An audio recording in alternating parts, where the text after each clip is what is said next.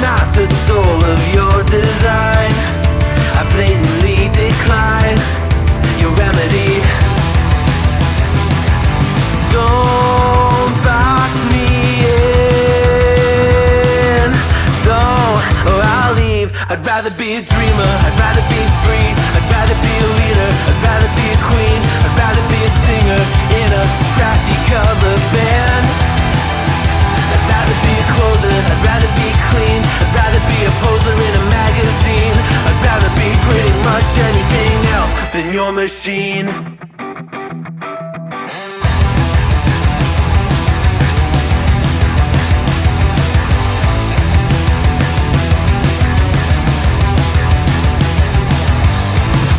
Wasn't always just a single shade, a palette full of grey in reverie. And I can burn it brighter than the sun. I have a golden gun inside of me. Don't box me in, don't, or I'll leave. I'd rather be a dreamer, I'd rather be free, I'd rather be a leader, I'd rather be a queen, I'd rather be a singer in a trashy cover band. I'd rather be a closer, I'd rather be clean, I'd rather be a poser in a magazine, I'd rather be pretty much anything else. And if I fall behind, ignoring all the signs,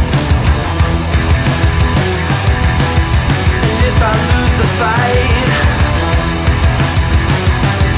I still rage against the night.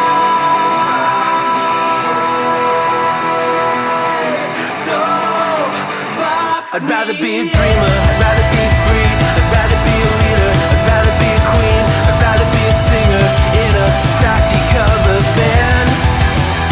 I'd rather be a closer, I'd rather be clean, I'd rather be a poser in a magazine, I'd rather be pretty much anything else than your machine.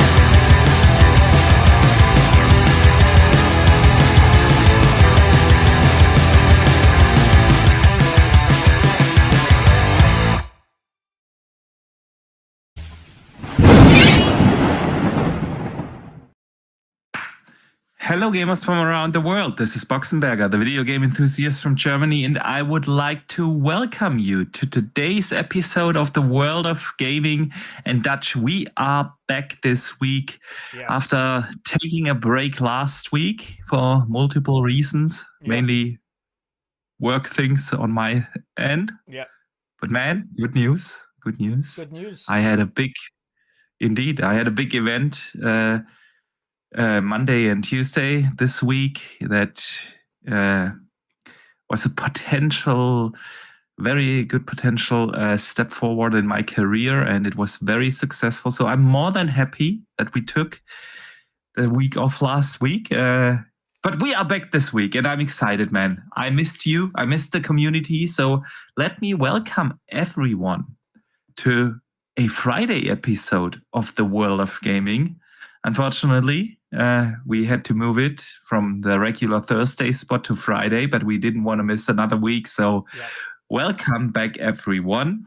And it's great to see you guys. And of course, Dutch, how are you doing Yes, today? I'm better. Yeah, I had a big migraine yesterday, a tension migraine. So naturally, I just lay in a dark room and...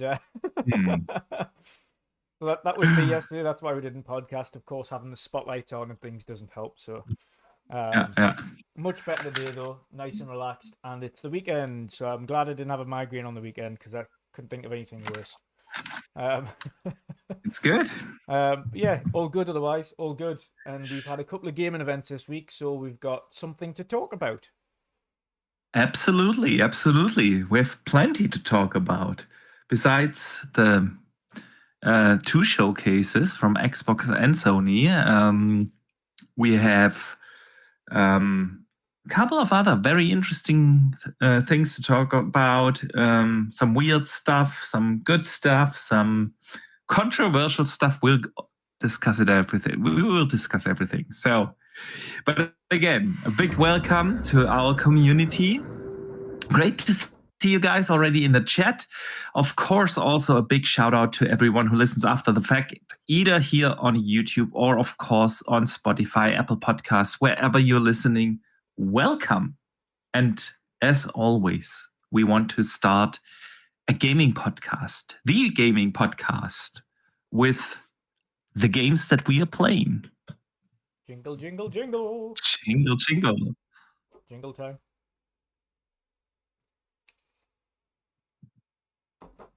All right, Dutch. All right. So, everyone in the chat, of course, let us know what you guys have been playing. But Dutch, what kept you busy over the last 2 weeks now? 2 weeks. Since we missed last week. Yes. I eventually dived into the Rising Tide DLC for Final Fantasy 16. So I've jumped into that head first. I've started that. I don't know how far into it I am, but it is quite an interesting DLC. So I've done a little bit of exploring in that, some of the side quests. Then, with it being a smaller DLC, I'm just doing the side quests as they come and then completing the story at the same time. Nice and easy, so everything's mopped up and I don't have to go back to anything. And then I saw, and I'm going to blame the General C for this, I saw Jen chilling on Minecraft the other day. So I downloaded Minecraft again. You can join my kids, man. Yeah. They are hooked on Minecraft. But hey, I have to since you I brought up my kids, but Yeah. man, I went back and downloaded Rayman Legends. Yes, what a good game. And played it with them in co-op. You know, like I'm having a blast again. Rayman's such a good game. Such a fantastic game. I miss Okay, Rayman. but I wish Ubi would go back and make another Rayman. Me too, man. Rayman Origins and Legends were both phenomenal platformers, and I never understood why they haven't gotten. I would love them to remaster the original Rayman. Oh yeah, that'd be awesome. Yeah. Yeah. Just a little bit definitely. modern graphics. Don't touch any of the game. Just modern graphics. All of the levels as we knew them when we picked them up, but just give it a nice spruce up. Oh, I would love that. I love that game. I would love that too, man. Yeah. Yeah, it's fantastic. It's okay, but Yes. sorry, I interrupted you when you wanted to talk about Minecraft.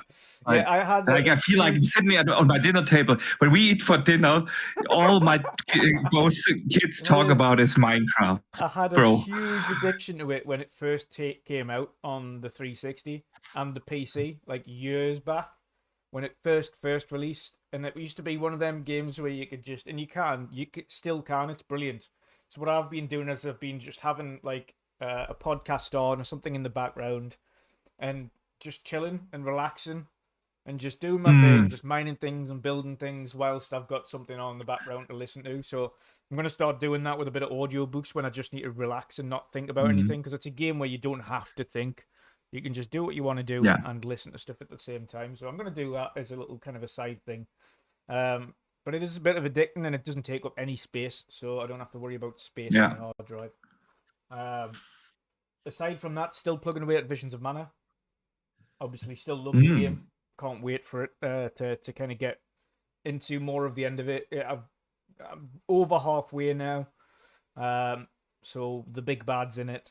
There's been big story changes and things, so I won't go into much of it now. Obviously, I've still got older gameplay on it today, and the reason I haven't recorded more gameplay is there is a story change in the new section of the gameplay that I'm in now that you will notice if I do record any more of it, so I'm not going to. I've played a little bit more of Age of Mythology as well, because obviously I go on there, play a few games. What do you think? Oh, I still love Age of Mythology. It's you know what it is. It's different because I still love playing Age 4 and Age 2 because it's traditional Age where you don't have god powers and you're not raining down huge, powerful abilities on people when they're trying to build. And that's why I like that one, because you can just focus on creating your empire and then going and having these huge wars. Whereas Age of Mythology is an entirely different thing when you've got the big giant beasties coming after you and everyone. It's like, especially if you're the Vikings, for instance, any of the Norse gods, you can choose the wolf brood essentially and just plague them with hundreds of wolves that attack them every 2 moments. And that is annoying as hell.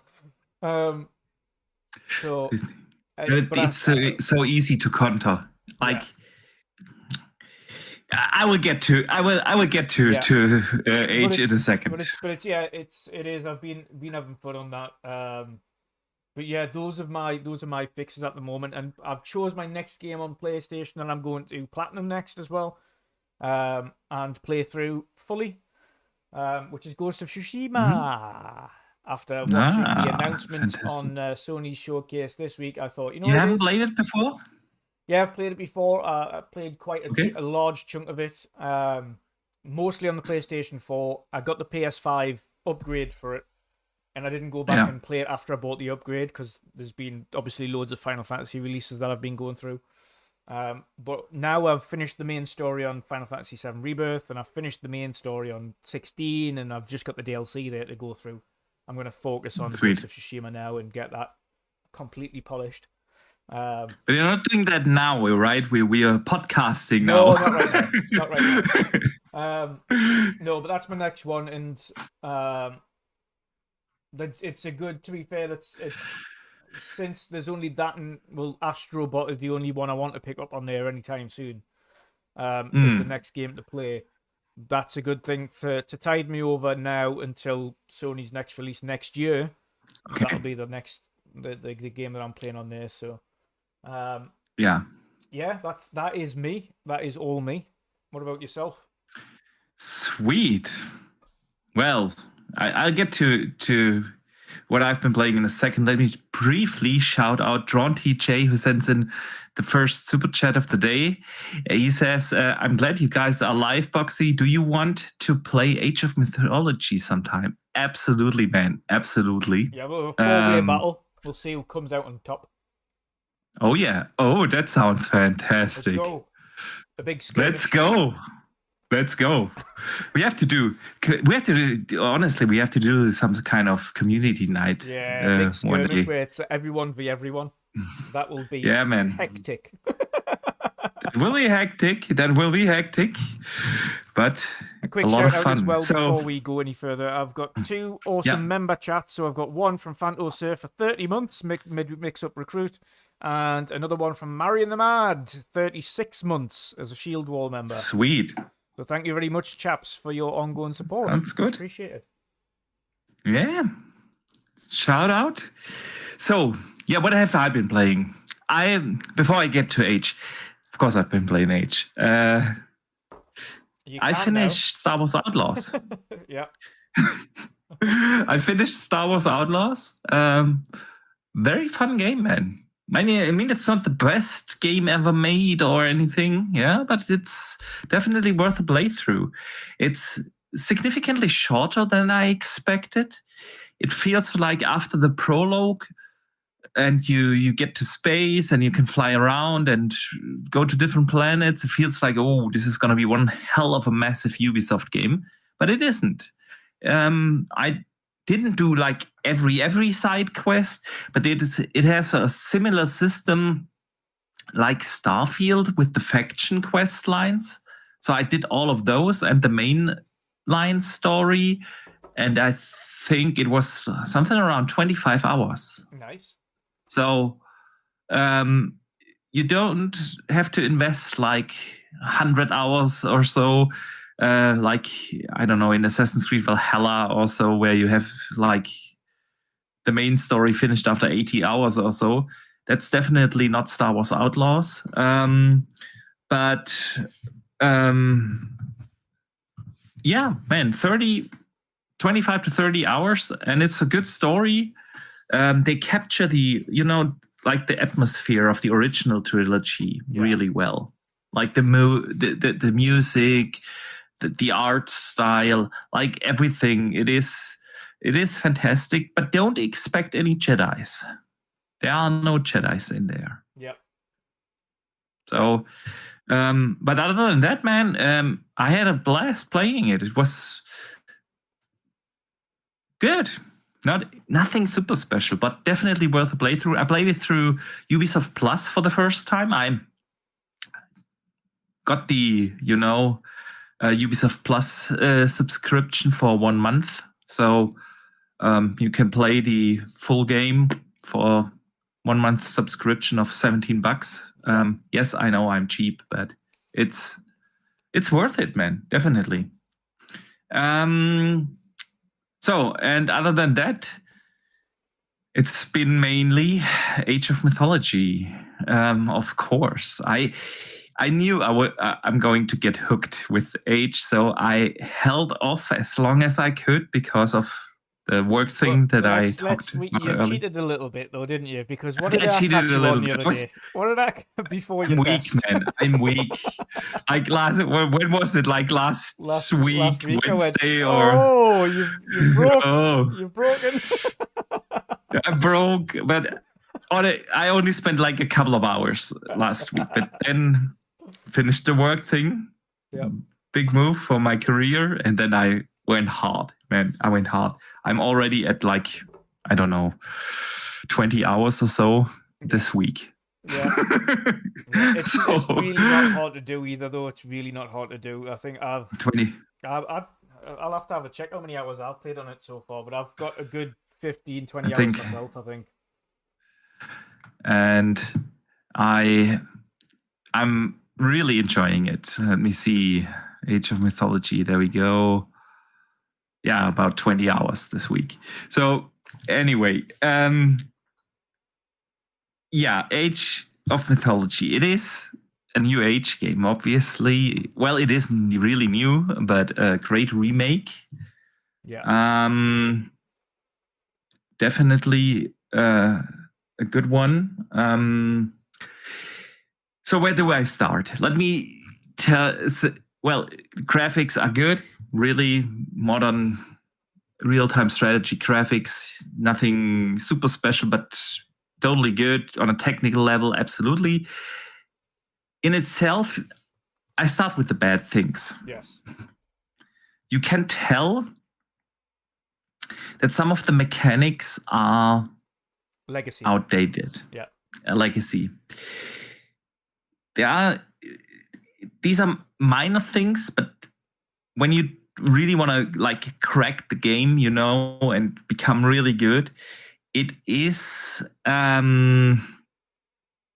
some things are a little annoying to me, especially after having spent 700 hours in H4. It's the little things. Let me give you an example. When you get attacked, usually what you do is you tell your villagers to seek shelter. And they never find proper shelter. Nope. And once they found proper shelter, there is no button to send them all back to work. Like, this is so annoying because you don't know in which house they go, and you have to click through. You have to click through every house and send those that are in that particular house or tower or town center or wherever they are individually back to work. Like, what the hell? This is so annoying.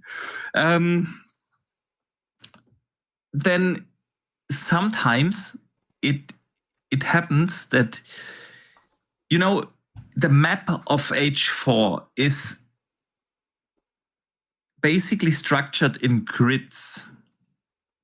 So this helps you a lot when you want to position really quickly certain things. Let me give you an example. You want to build a farm for farms, which you kind of have to do a little later in the match, and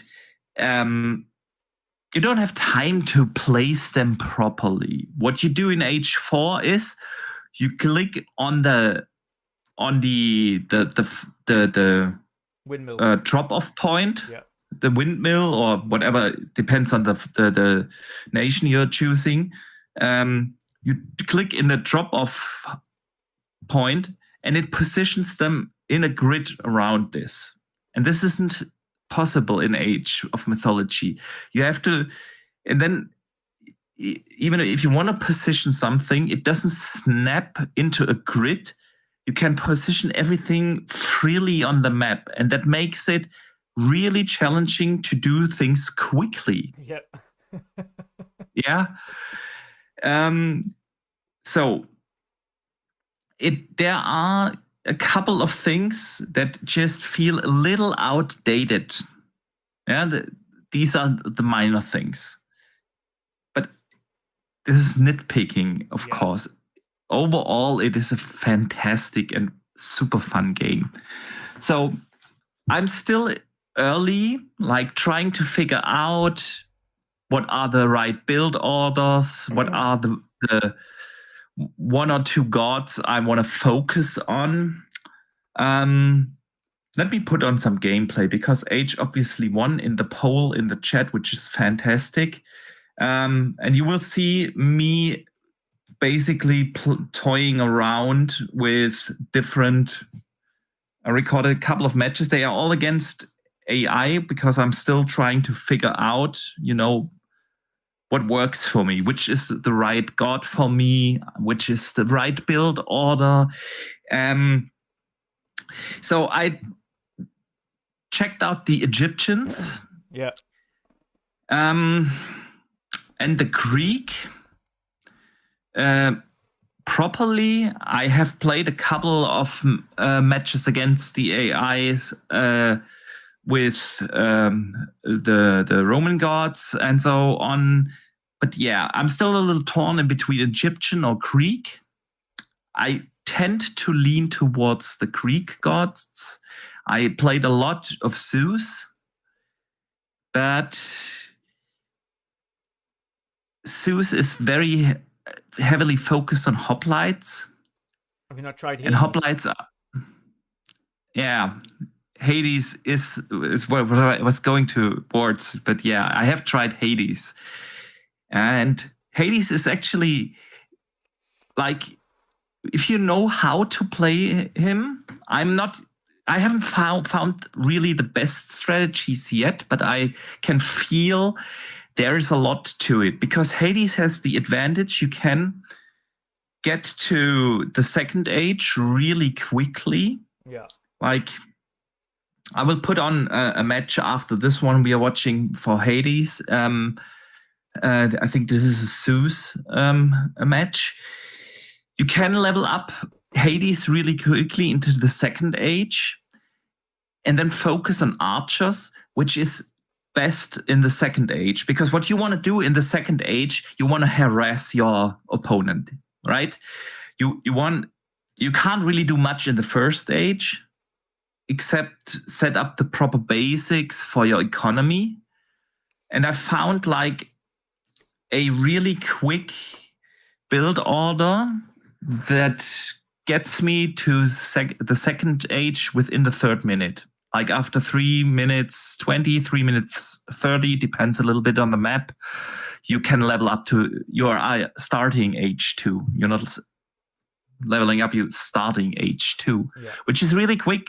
And then you can go in with archers. And the archers are not there to destroy like the base of your opponent, but it is to harass his villagers, to stop his economy, right? That's the strategy. And that's why I really dig Hades, because he has the bonus on archers. It helps harassing, and then go into the third age. And starting with the third age, you can go in with cavalry, right? Because usually archers, a lot of people, the AI as well, try to counter archers with either hoplites or foot soldiers. And if you see your opponent is choosing like to focus on cavalry to counter archers, which is the best way, obviously, to do, you can still focus more on hoplites. You don't have to do cavalry with Hades. So Hades, and then as a second god, Ares is a really feels to me right now like a really good build that you can do, right? Only problem is you need a lot of wood. But this helps you also to set up your economy once you move to the third age, when you kind of have to shift away from the food that is available on the map and build up your own food. Once you have enough wood. This is why I like one of the Norse gods. So one of the Norse god abilities is that you can duplicate animals, so farm animals or anything like that. So if you already gathered a crowd of sheep or a crowd of cows or something like that, obviously with the prayer ability and praying to the gods and things like that, and you gather up your prayer power or lightning, whatever it is at the top right. I keep forgetting what it's called. You gather that up, and then you can select the ability to duplicate the farm animals and duplicate and duplicate and duplicate. So you've got ever-ending food, essentially. So you can keep doing it. You can. How do you do that? It's one of the god powers that you get at the top. Do you know at the top along the top where you can do? Yeah. One of the abilities. I've forgotten which of the sub gods under that. But in one of the Norse ones, you can select to essentially duplicate animals that are on screen. So it's a set area, and as long as they're all gathered there, you just keep duplicating and duplicating and duplicating. Ooh. Yeah. I have to look into that, because that would save you like a lot of wood. Yeah. Yeah. Ah. And it gets ridiculous as well, because you can imagine it duplicates whatever's there. So if you just don't do that, and you get your wooden things gathered initially and get a good stock of these animals there, and obviously it only takes 30 seconds to replenish the power. So duplicate again, and then duplicate again, and then duplicate again. And then you've just got a crowd of animals to farm. Yeah. Interesting. I need to look into that.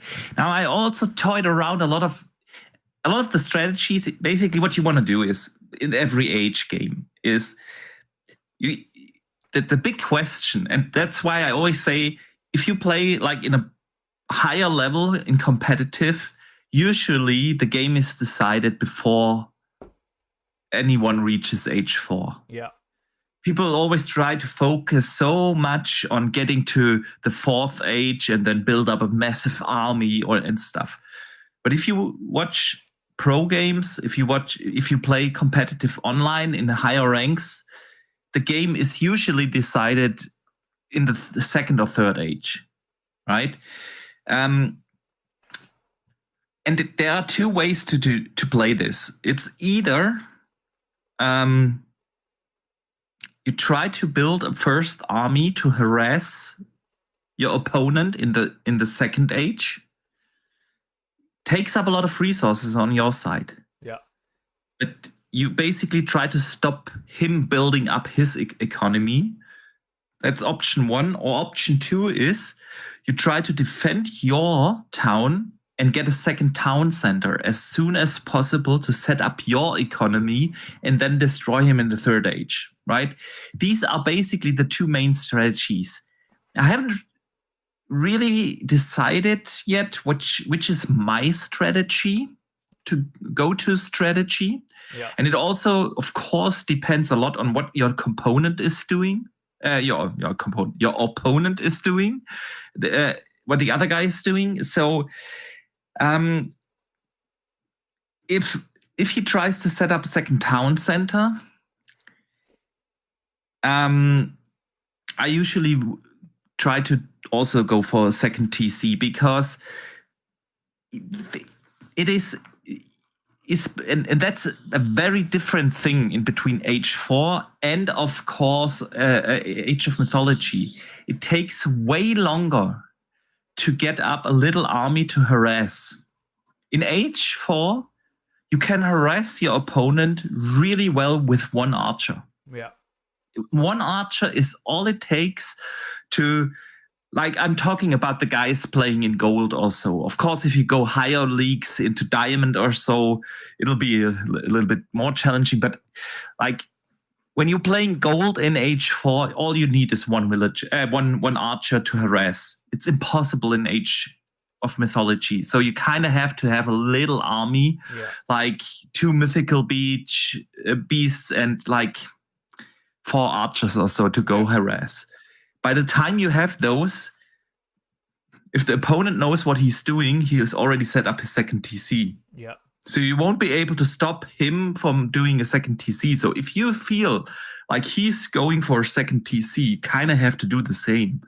But for the beginners, it's really hard to see what the opponent is really doing. So in that case, I usually say try and check out the second TC strategy. Yeah. How to get there? The second town center is super cheap in Age of Mythology, right? It is really, really cheap. It doesn't take long you can have the second TC up by minute 5 or so. Yeah. And then it takes you another minute or 2 until you have enough resources to go into the third age. And you can easily... Just mirror as well. Is yours set where it just starts auto-generating town villages? Yeah, but who's using auto generation in Age? Yeah, I keep turning mine off, and every time I start a match, it's every time I put a new TC down, it starts auto generating villagers, and I've turned that option off. Why do you keep doing it? So I have to literally go and quickly, as soon as it completes, stop auto generation of villagers. I'm like, I don't want that on. For some reason, mine keeps staying on. That's weird. Because that is also one of the criticisms on my end. There's in the hut too much. You can't. The hut is too big. Yeah. It takes away so much viewing what is happening on the map.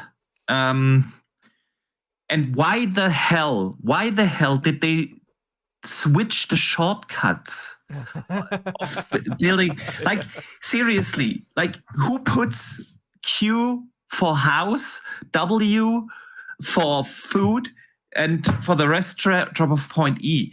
When you have H4 out and people playing that for years now, you don't switch those. Like, my brain is so drained to do.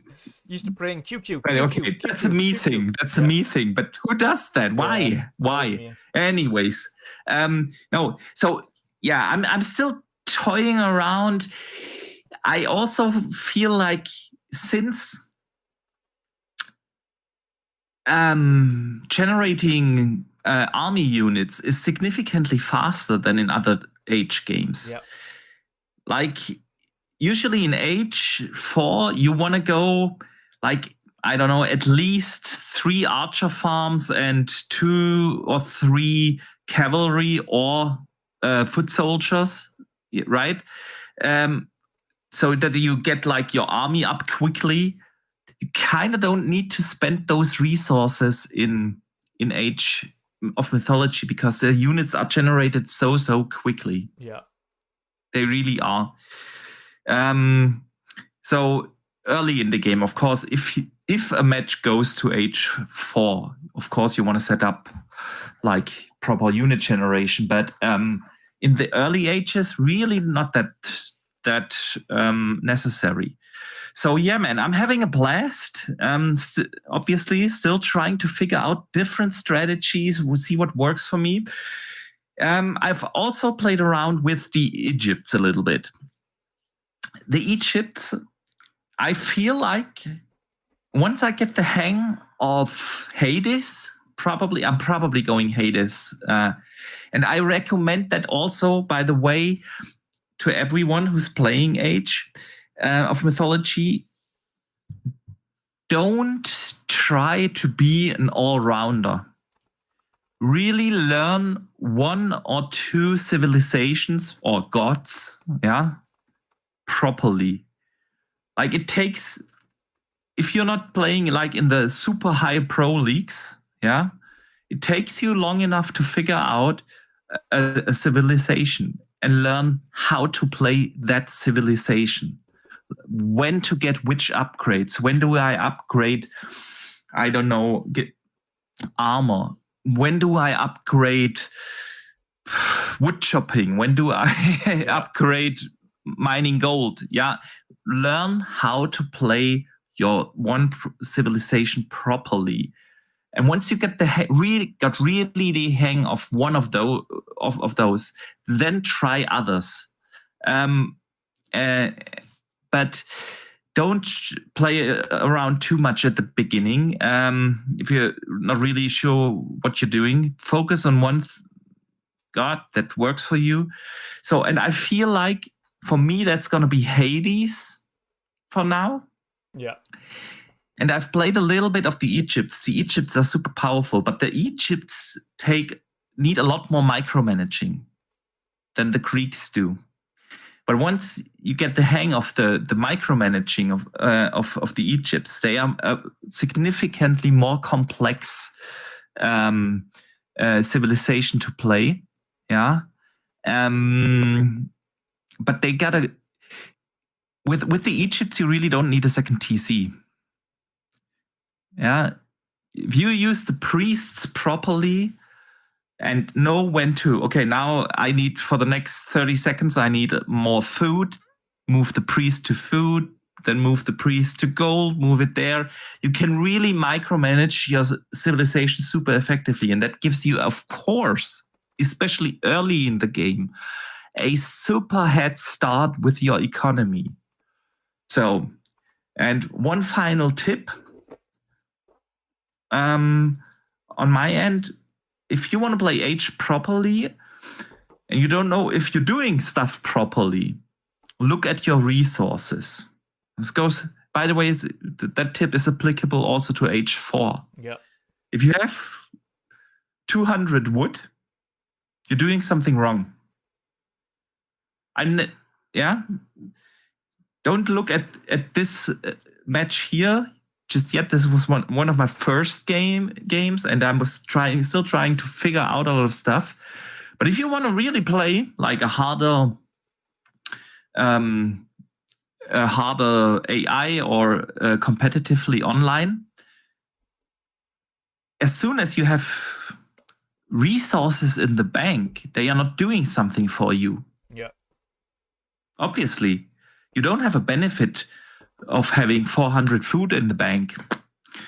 If you spend that on something, you have a benefit in the game. So if you're not sure if you're doing stuff right, if you have too much resources of one thing, you're doing something wrong. Yeah. So Dutch. Everyone's loving the Age chat, and Phantosaur said your Age banter is top tier meme worthy. Look after your wood. Look after your wood. Yeah, of course. Sometimes you have to save a little resources if you want to age up. Of course. Yeah. Of course, you kind of have to. Yeah. Right. Yeah. Welcome back to the Age of Podcast.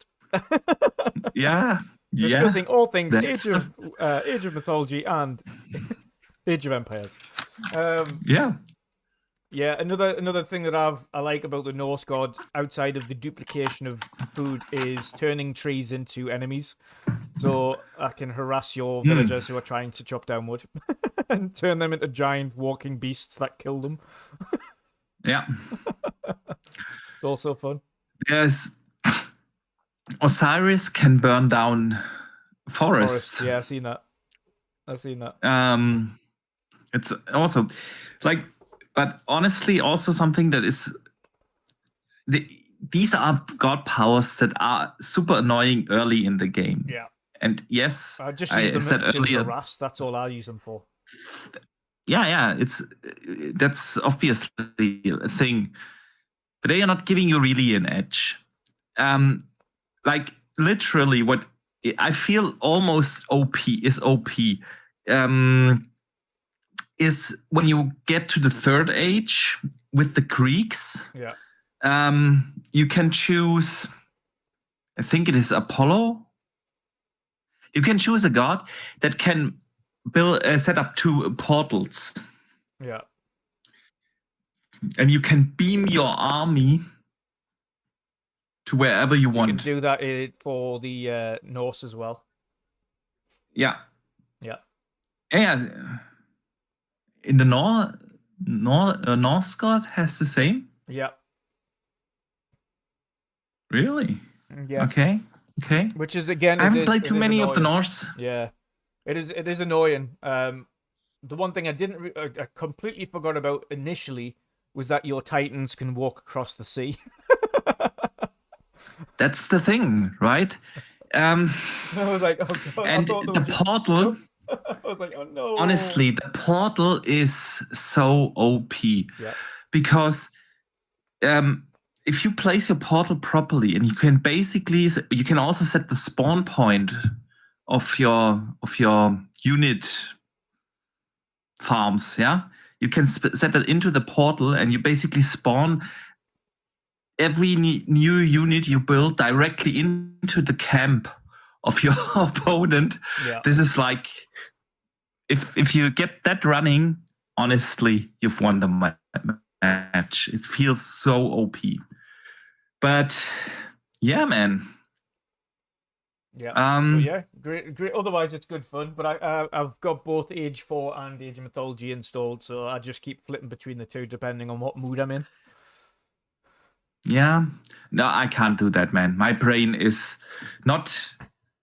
It's impossible for me because the basic strategies are simply different, right? In Age 4 and Mythology, and then they have the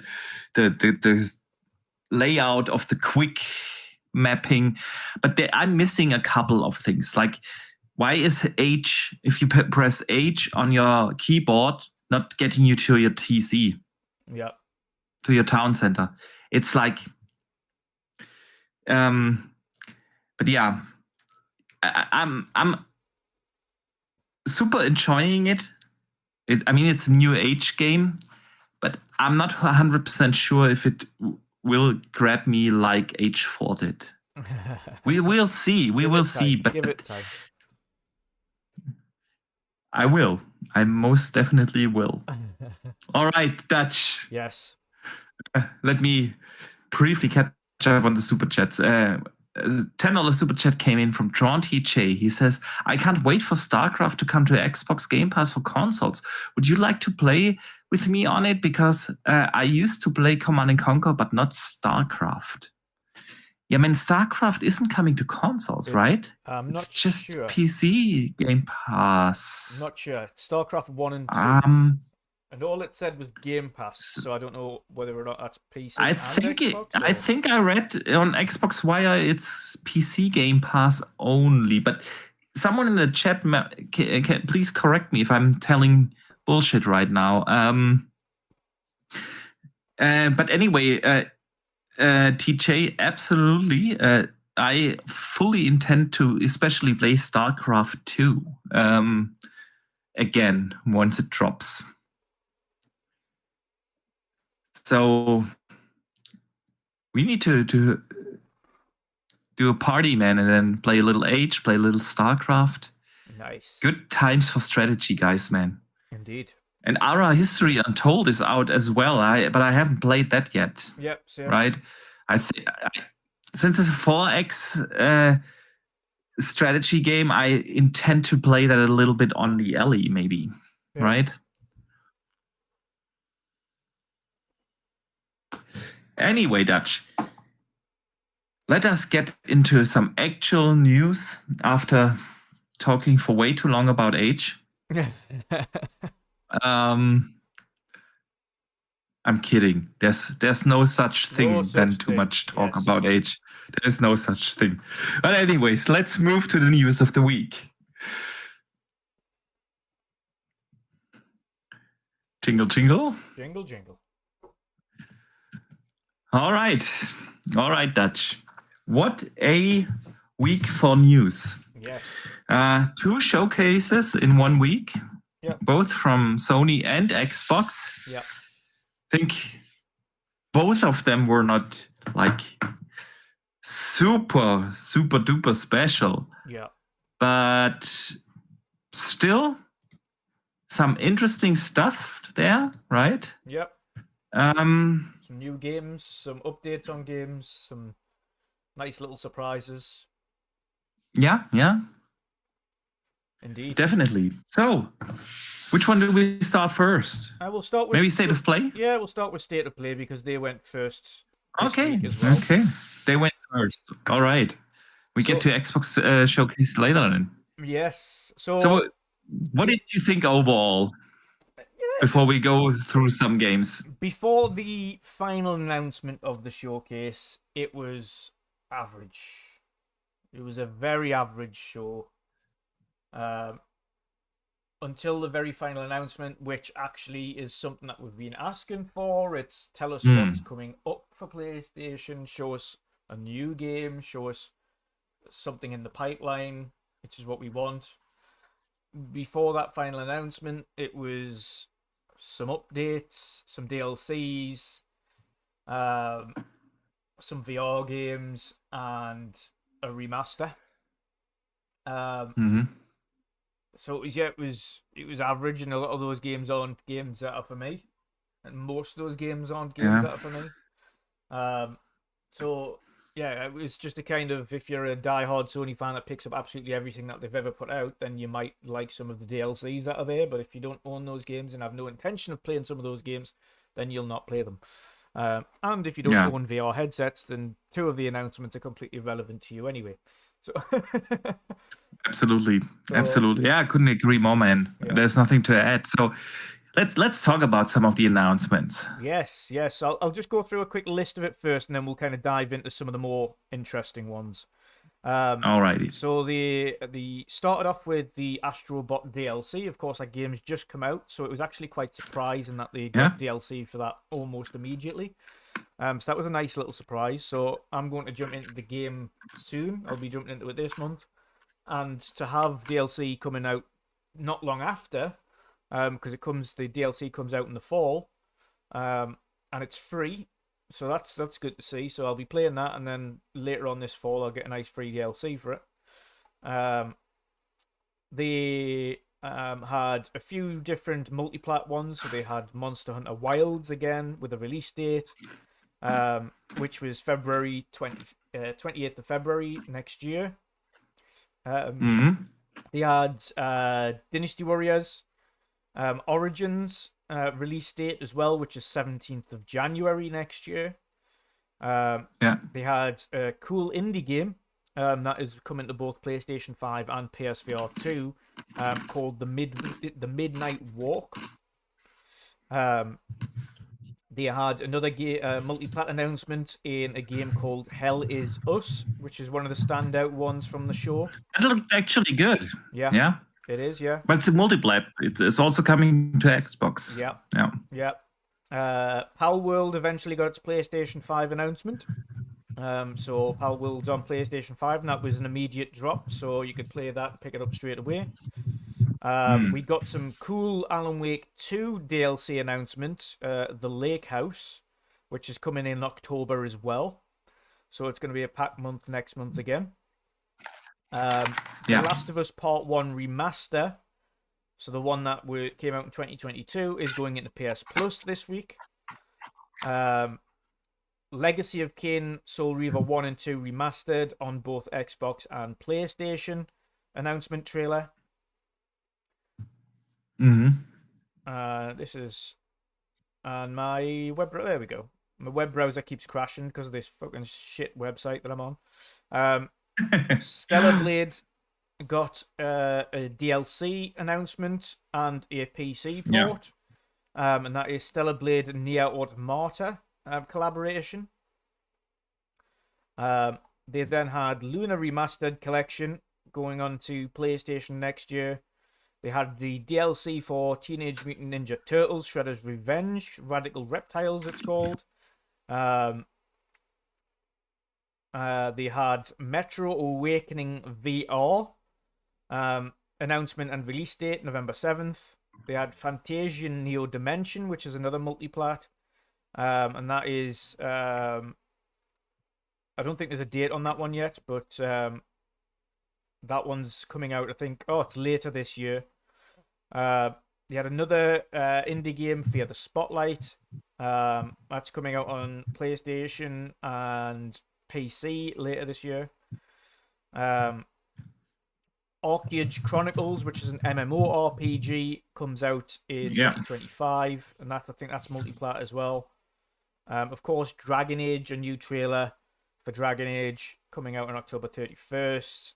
Towers of Agaspa. Can't wait, man. Yeah. And Hitman VR, World of Assassination for VR 2. And then they finished it off with the biggest announcement of the show, which was Ghosts of Yutani, the follow-on, the sequel, dated 300 years after Ghost of Tsushima, with a whole new protagonist in a whole new area, with a whole new story. And then they also went into a little bit about PlayStation 5 Pro. They really skimmed over some of the new games that are going to be enhanced, like super skimmed. It was just like flash trailer. So you had to look at an article to figure out what games got what and what upgrades and what updates and things they got. And then they also announced some new shells for the PS5 Slim, which are the Chroma edition. So Chrome Pearl, Chrome Indigo, and Chrome Teal. And also announcing that same collection for the controllers. And that comes out October 3rd. With the other Chroma coming out November 7th. And Chroma Teal coming on January. So that's all of the announcements. And Lego Adventure. To sum it up, I mean, like you said, that wasn't all of them. Horizon Remastered. Yeah, Lego. Horizon Remastered, of course, is speculated with the £10 or $10, €10 upgrade fee that you have to buy. And Lego Horizon Adventures, of course, coming out on November 14th. What we have to say for Horizon Remastered before we get into anything else as well is, in typical Sony fashion, just after they announced this remastered version, they upped the price of the original PS4 version of Horizon to $40 again or something. $40-50. Yeah. So, of course, then it would put it back as to a full price game if you don't already own it. So, if you are planning on picking this up and you haven't already, my personal recommendation, if you have a disc version PlayStation 5, is go out and buy a second-hand version of Horizon and then get the upgrade. Save yourself some money. If you don't already own it, that is. If you already own it, then it's only $10. If you really want to play through it again. Yeah. But yes, those are those. Yeah, but only if you own the. It's only when you own the complete edition. So I bought Horizon Forbidden West when it came out on the original PS4. Yeah. And I actually got the DLC, but I didn't get the complete edition. Yeah. And the upgrade is only available for that, for whatever reason. Strange. Like, so weird. But yeah, man, it's a lot of DLC, multiplats, or remaster. Let us talk about Horizon for a second, since we are on the subject. Yes. Does it need a remaster? No. Dutch? No. Okay, next topic. The game looks and runs fine on PlayStation 5 already. It's already 4K 60 anyway because it's running on the PlayStation 5. It's absolutely fine. There is nothing wrong with the game. There's no requirement for them to do this. What they've done is just replaced Aloy's model with the Horizon Forbidden West model of Aloy. They've added or changed some of the dialogue, 10 hours worth of dialogue, and they've spruced it up a bit to kind of match some of the graphical aspects of Horizon Forbidden West. Yeah. But really, it's not required. It's anyone who's played the game has already finished the game. It's essentially, and especially if you've already platinumed it, it's just $10 to get a second platinum because PlayStation tricks you like that and just gives you all the trophies if you just upgrade. Yeah, I mean, listen, it's at least they provide the option for a relatively cheap $10 upgrade, right? Yeah. But again, not for those people that bought the game day one. Yeah. So that's like you said, typical Sony fashion. Yeah. It feels like a lot of the things that they do lately is feel just like a ripoff, right? Mm-hmm. But yeah, I fully agree. I mean, listen, Horizon Forbidden West, I actually enjoyed that. The first one, yeah. Zero Dawn, you mean? Was it? Zero Dawn. Did I say Forbidden West? Yeah. Pardon me. Yeah. Zero Dawn. I actually enjoyed that. Was a really good open world game, right? Had some cool ideas. I actually did enjoy where the story went, how the robot dinosaurs came to be, and so on. I enjoyed that game, but it is, like you said, it is already running at 4K 60. It is still a visually very good-looking game. There's absolutely no need for remaster. But hey, I mean, who can you really blame Sony if people keep buying those remasters and remasters? Yeah. And they obviously easy do, made which is why they money. keep doing it. Yeah, right. Yeah, that's why people bought the remaster of the remaster for Last of Us and so on. It's like, yeah, as long as people are always voting with their wallets, yeah, and people buy them, so obviously there is a market for it. Yeah. However, given the absolutely dry-looking roadmap of Sony first-party studios, right? There is no arguing about that. We don't have a roadmap. We have now Ghost of Yotei for next year, which we'll get to that in a second. Is fantastic, but that's about it, right? And there's nothing else on the horizon and to be excited about. And instead of focusing on all those remasters and remakes and stuff, I would just rather have it that they focus on new games, right? Yeah. Not the games that I've already played and don't intend to replay. And the rumors are out there that Days Gone is coming next, right? And usually I don't. You guys know me. I'm not a fan of these so-called insiders, but I know there's only one game that you would play if they did a remake of it. Which? Witcher 3. Yeah, okay, yeah. But hey, you'd be like, yes. CD Projekt Red did that, and it was free. Yep. It was just a next gen update, right? They added the performance mode, they added ray tracing, they added higher resolutions, better textures, better hair physics, and so on. They've added all that stuff. Witcher 3 now runs on consoles phenomenal and still looks like a modern day game, right? Yeah. So, yeah, but my point was actually I'm not trusting insiders. That's no secret. However, with the rumored Days Gone remaster, and given that Sony has been remastering basically everything, right? From Spider-Man to Last of Us multiple times, Horizon, and so on. The only thing they are apparently not touching is Bloodborne, which is the one game that everybody wants them to do. It's become a bit of a joke now, though, isn't it? Every time you one game they all actually want remastered is a game that they will never remaster. Yeah, right. Death Stranding and everything, and they're remastering everything. So you know what the funny thing is about Bloodborne as well, though, is the big hype around Souls games right now. It would absolutely make sense to remaster Bloodborne because people are loving Souls games now. Like when Bloodborne originally released, the hype around Souls games was nowhere near as much. Honestly, that would be probably the one remaster that has the potential to sell more than the original the original game, right? But that's the one thing that they seemingly are not doing. But so yeah, you don't have to be an insider to guess that Days Gone is gonna be next.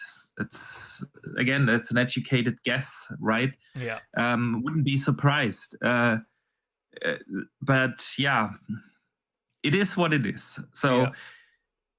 And besides that, another thing on the obviously, remaster thing is we had the before the show we had the kind of rumor that Days Gone was getting a remaster as well, and obviously that's what I just said. Yeah, sorry, apologies. And that one I have literally just platinumed, so I wouldn't get it. Yeah. I mean, if it was a $10 upgrade, then I'd get it for the free platinum. But other than that, there's no reason. I with me and remasters, as much as I love some of the old games that I used to play and have this huge affinity for old games that I used to play, the issue we've got these days is there's that many new games and new things to experience that I just don't have time to go back and play games that I loved in the past, because then I would never play anything new. I would never play anything new. I mean, you know that I sometimes go back and play certain games again. Yeah. But it has to be like a special game, like The Witcher or so, you know, or the Arkham games or something like that.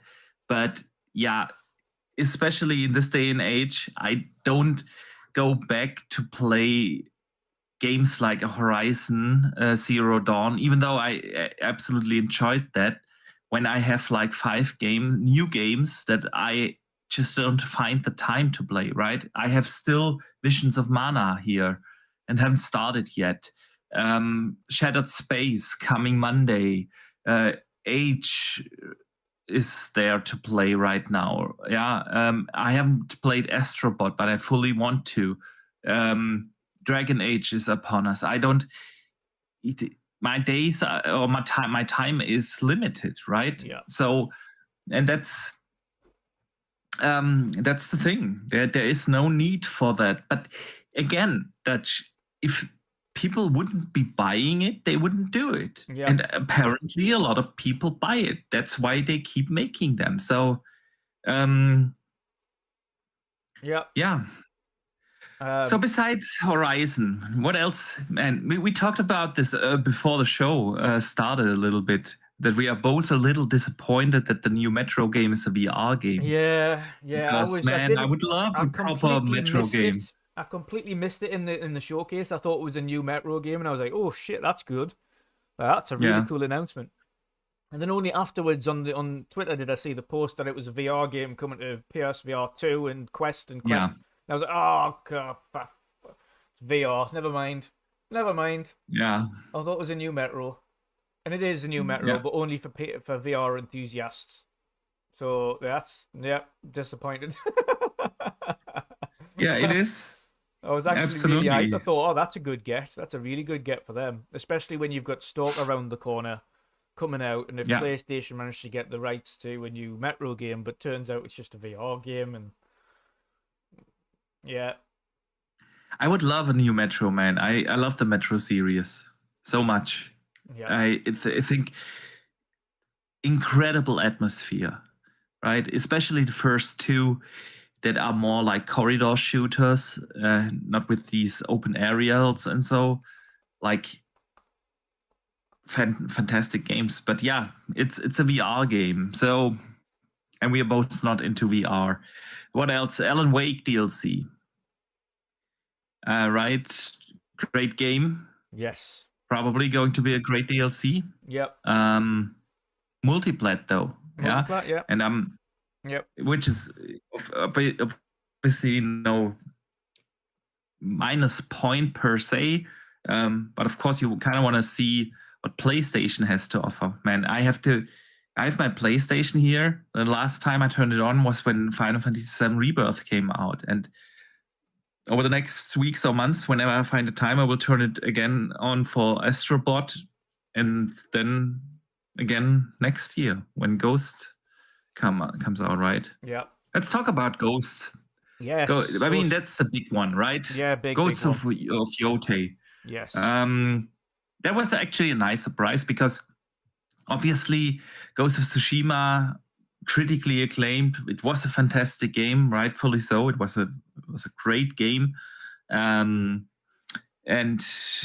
people have been asking for a sequel. Yeah, it's not per se a sequel, so it's not like you pick up the story where Tsushima left off within. And it.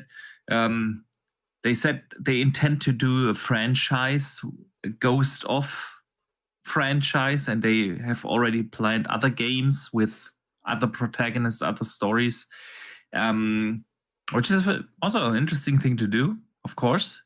But yeah, man, what did you think? Ghost of Yote?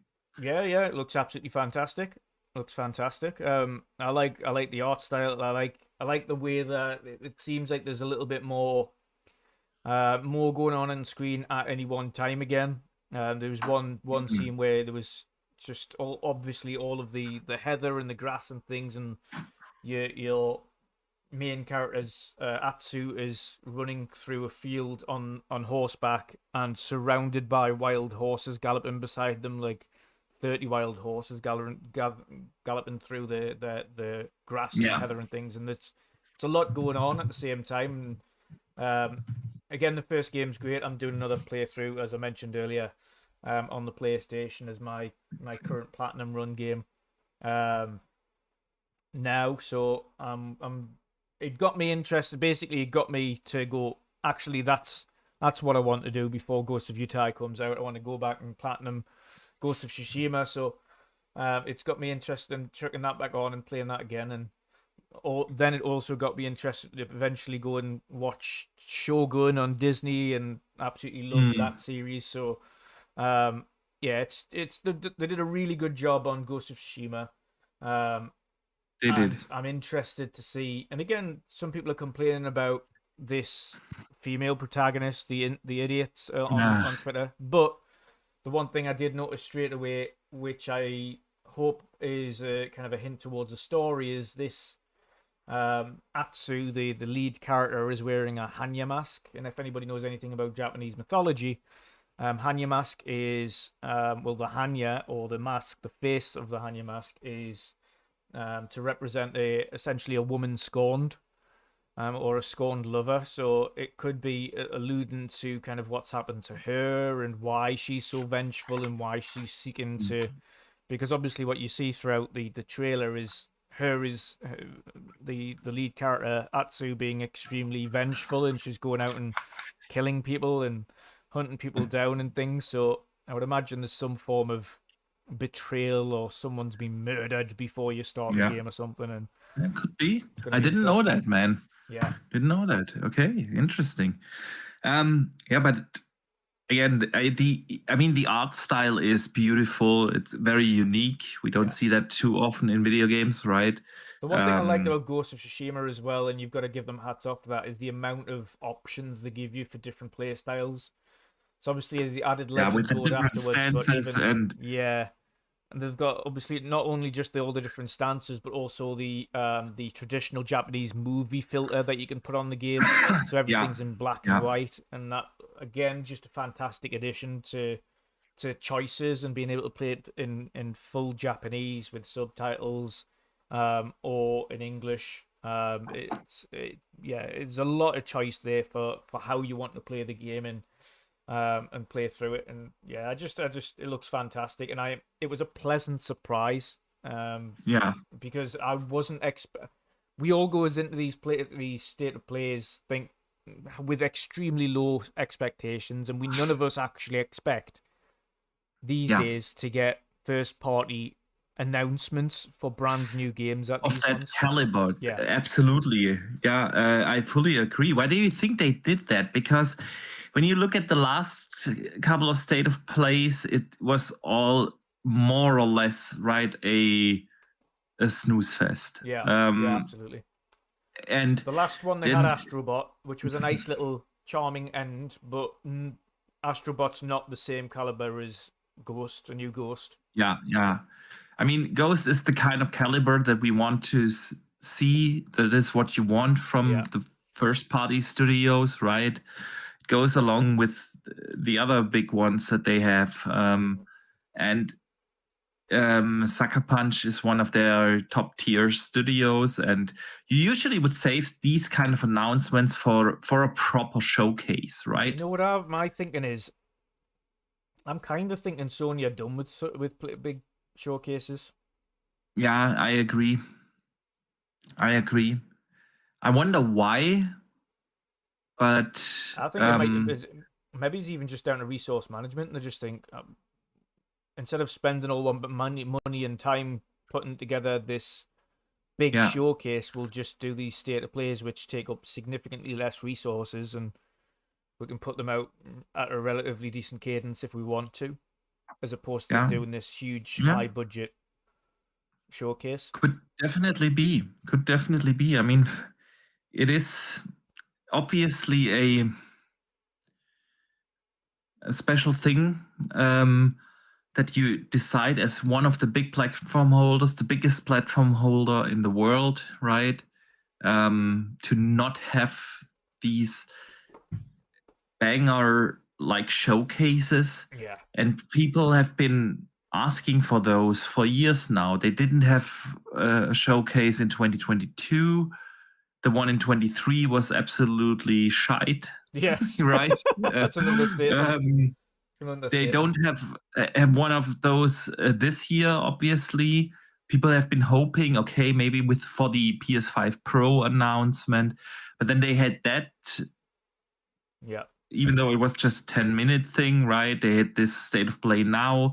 They're not doing one this year either. And I feel like after Concord and that obvious disastrous failure of Concord, they kind of had to let the community know, and we're still cooking on the games that you want. Yeah. And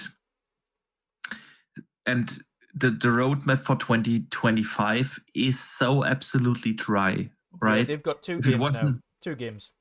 They've got Death Stranding 2. Which is the Death Stranding, right? That is also scheduled for next year. Yeah, schedule. Yeah, let's see about that. I'm going to put schedule on there because for some reason, people are doubting Fable is going to be next year. Probably the same reason why I'm doubting Death Stranding for next year. I fully have every confidence in Playground to be able to deliver on time because they've never not delivered on time. When they've said something's going to be ready, it's usually ready and it's usually very polished, regardless of what they've done. So I don't have a doubt about Playground and Fable releasing, but on Hideo Kojima, on the other hand, he's set himself a 2025. He hasn't mentioned when in 2025, but I also know Hideo Kojima's almost a perfectionist when it comes to what he produces, and if it's not ready to rock and roll next year, then he's not going to release it next year. And he's also working on multiple projects now, right? Three in the bag. Before he's got 3 games in the making. He's also got the Xbox game. What was it called? Forgot the name. I've forgotten the name of it. Anyway, it's more of a project name at the minute, though. Yeah, but yeah, he's got multiple projects, and I'm not sure about that. Yeah, and so yeah. Really, the roadmap for first-party games, which Death Strand is an exclusive but not a first-party, it really doesn't look good. It's like they kind of had to do something, right? Especially when you got a console coming and you have no announced games that anyone actually cares about. I know there's Marathon announced, but the game, not gonna do it. Well, not only that, but we're kind of hearing the same problems in Marathon's development like we heard with Concord. So I'm expecting similar results, to be fair. Definitely I agree. Similar results. Unfortunately, the only bonus that Marathon has is that it's multiplat. That is true. The only bonus that could save it over Concord is the fact that it's releasing on everything. That is true. I ran out of recorded matches from H, so I have to switch gameplay now. Yeah. Sorry, I was briefly a little distracted. Anyway, yeah.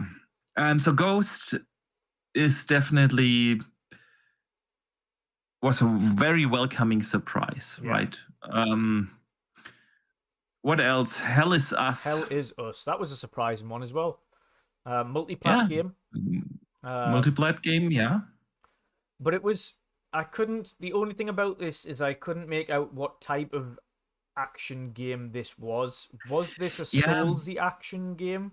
Or was it more of an action RPG? I don't know. I don't know either. I mean, they said no map, no HUD, no pointers, no question marks, blah, blah, blah. Which kind of is like already... Yeah, it's exactly. It's a little like Elden Ring. Now, is the combat as difficult, or is it more action-oriented? Is it more forgiving? I have no idea. But it looked good, man. Yeah, really polished. Very good. Well, to be fair, it looked really good. It was a surprising one. I was like, what the hell is this? Like, I wasn't quite sure what I was seeing, and it was very flashy, loads of cool-looking moves, cool-looking attacks. Looked like a great looking game, but I just couldn't put my finger on what it was. I was like, I don't know what this is, but it looks cool. It definitely does. It definitely does. So, yeah, let's see if it goes in the Souls direction.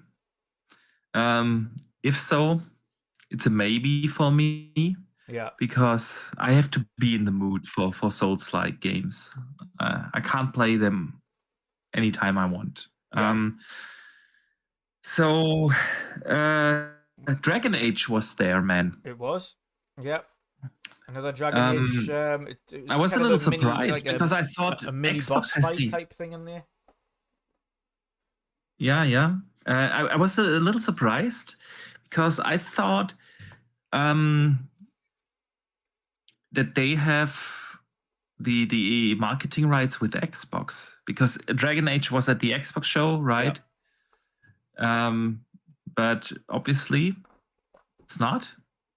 I don't think any of them have. So I don't think I've noticed this a couple of times over recent showcases where a couple of games have been showcased on Xboxes and then showcased on PlayStations, and I'm like, well, this is strange. So I think some of these big third parties are no longer doing this thing where you have the marketing rights. Yeah. And I think they're just going, okay, we'll just showcase it on everybody's and we'll give everybody a new trailer, whatever we showcase it on. Which kind of makes sense, right? Because the entire thing of being a multi-platform game is to advertise it to as many people as possible, and limiting yourself with a marketing deal towards one platform. Yeah. And not advertising it therefore on the other platform, where you also spent a lot of money to develop the respective version for, kind of makes sense. I was just surprised, but man, I'm excited for Dragon Age. I think it looks fantastic. Yeah, it looks like they are going exactly in the direction I want. I know that the hardcore fans are always complaining about the action-oriented combat, but I like that. I do like that. I also like that they kind of went back to the more linear play style, not go like fully open world and this is it, right? It looks like the different classes are deep enough to actually deserve the labeling of a proper RPG. And I like that Solus is back as an antagonist, right? Yeah. I can't wait. Dragon Age looks like an absolute day one buy for me. So, what did you think? Yeah, it looks good. My only thing about a lot of these games is I don't know where I'm going to get all the time to play them. Yeah, that's a problem. Good problem to have, it's but really good. it's a problem. Yeah, first world problem, having so many games out that you just don't have time to cover them all. But no, it looks good. And much like myself, I am happy that they're going more into the action route than they are how Dragon Age used to play. I much prefer action RPGs than I do kind of weird tactical RPG things. Agreed. So yeah. Agreed. Yeah, super interesting. I want to dive back into another Horizon game quickly. Horizon Lego. What do you make of it? Well, you're going to dive into it? You're going to get it for the kids? No. No, I'm not. I'm not. You know what I did I'm notice, actually thinking about... I did notice that this is the first, probably the first Lego game that is current gen only, which is why it looks so shiny. Apart from it being on Nintendo Switch, it's only on PlayStation 5 and PC. Yeah. Obviously, there's a Switch version, but it isn't on PlayStation 4 and it isn't on kind of any of the older hardware, which to me is why it looks so damn smooth. And the props that I want to give it is it looks more in line with how the Lego movies look in the visual qualities. The visual qualities on the Lego movies look phenomenal. And if you have a look at the quality of the graphics in play for Horizon Lego, it looks pretty much in par with the films for that. So no, it looks super shiny. I might pick it up on Nintendo Switch just for shits and giggles. Just to own a PlayStation game on Nintendo. That would be funny. Yeah. But yeah, I think that looks. It does look cool. It does look cool, and Aloy has a personality in this game, so it's even better. That automatically makes it better than the Horizon games. Come on. That's not fair. The Horizon games are good, man. They are especially good. The first one, the second character one just has absolutely no personality. Yeah, well, a lot of characters don't have that big of a personality. I can forgive NPCs having no personality, and you can laugh at them. But when your lead character just doesn't care about what's happening, I know. My only problem with Horizon Forbidden West was that she always tells you what to do. Like you go into a room, you have to. That was the same problem that I had in Ragnarok though with Atreus. And they would continuously tell you all the puzzles. Same. Like, why about this? Look at all this. The puzzles. Like, yeah. And it's the same in Horizon Forbidden West. Oh, you see that hook up there? Maybe if I pull that and then move the stone to the corner. Oh, that could work. Thank you.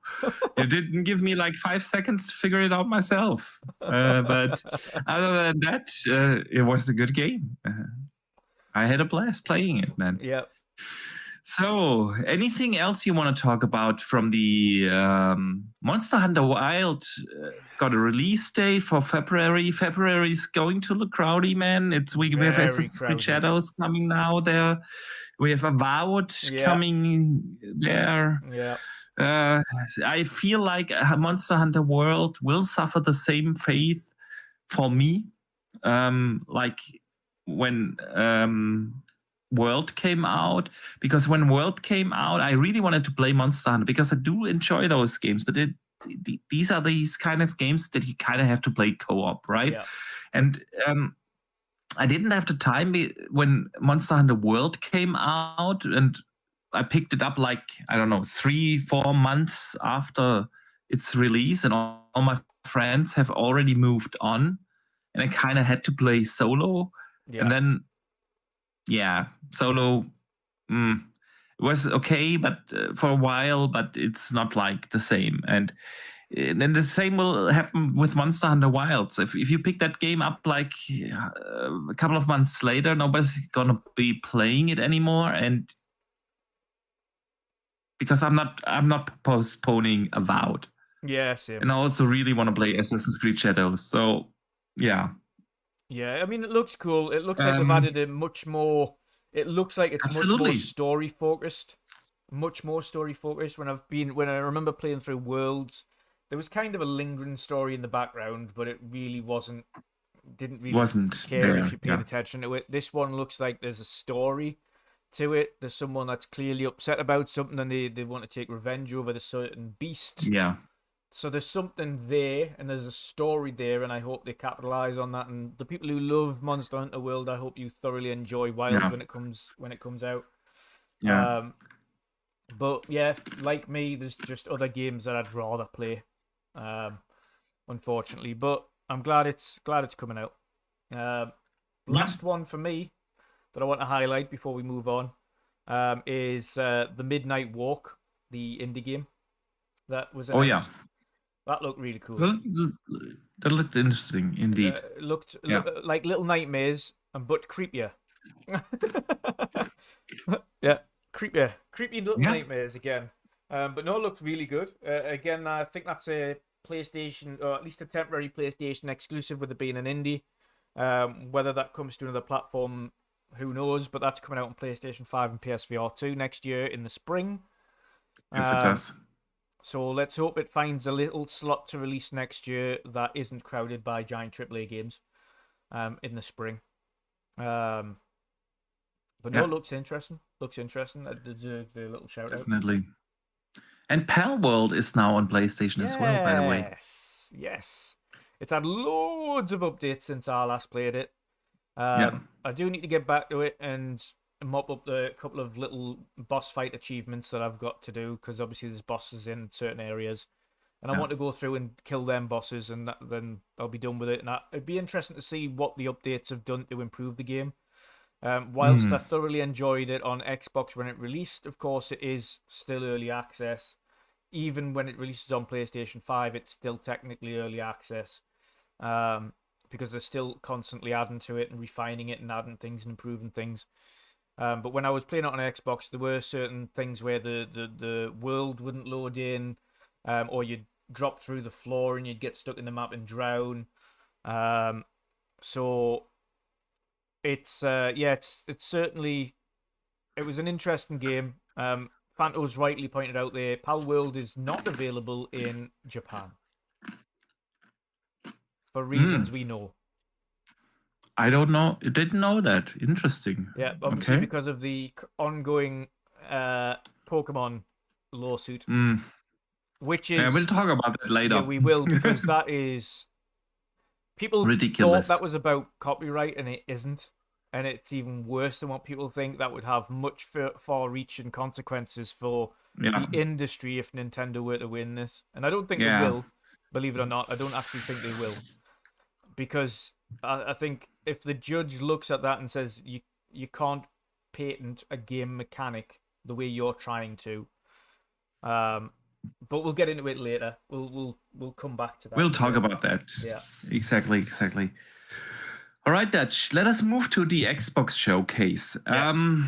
The Xbox Tokyo Game Showcase. They opened up with Metal Gear Solid. Yeah. Right? Which I think is a nice touch for a Japanese-based show. Yeah.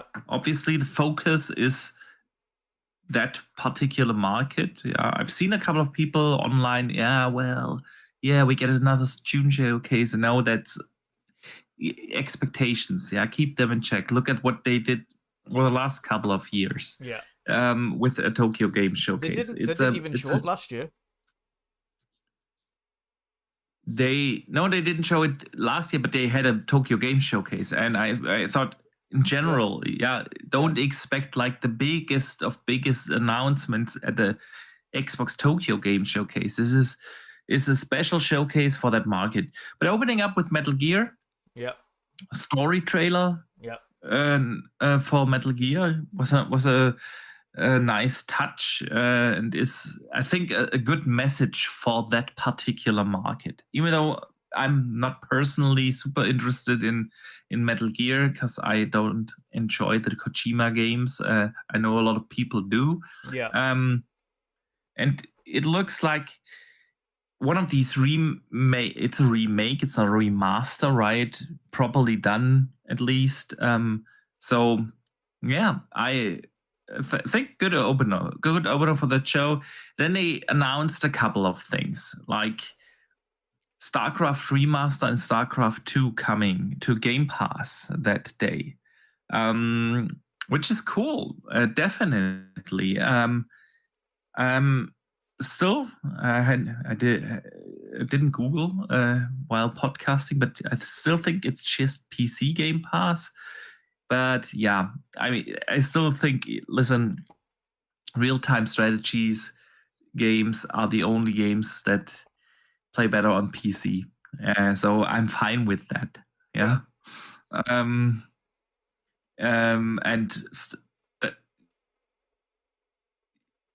I know I played a lot of StarCraft 2, but I'm not really sure if I ever played the campaign.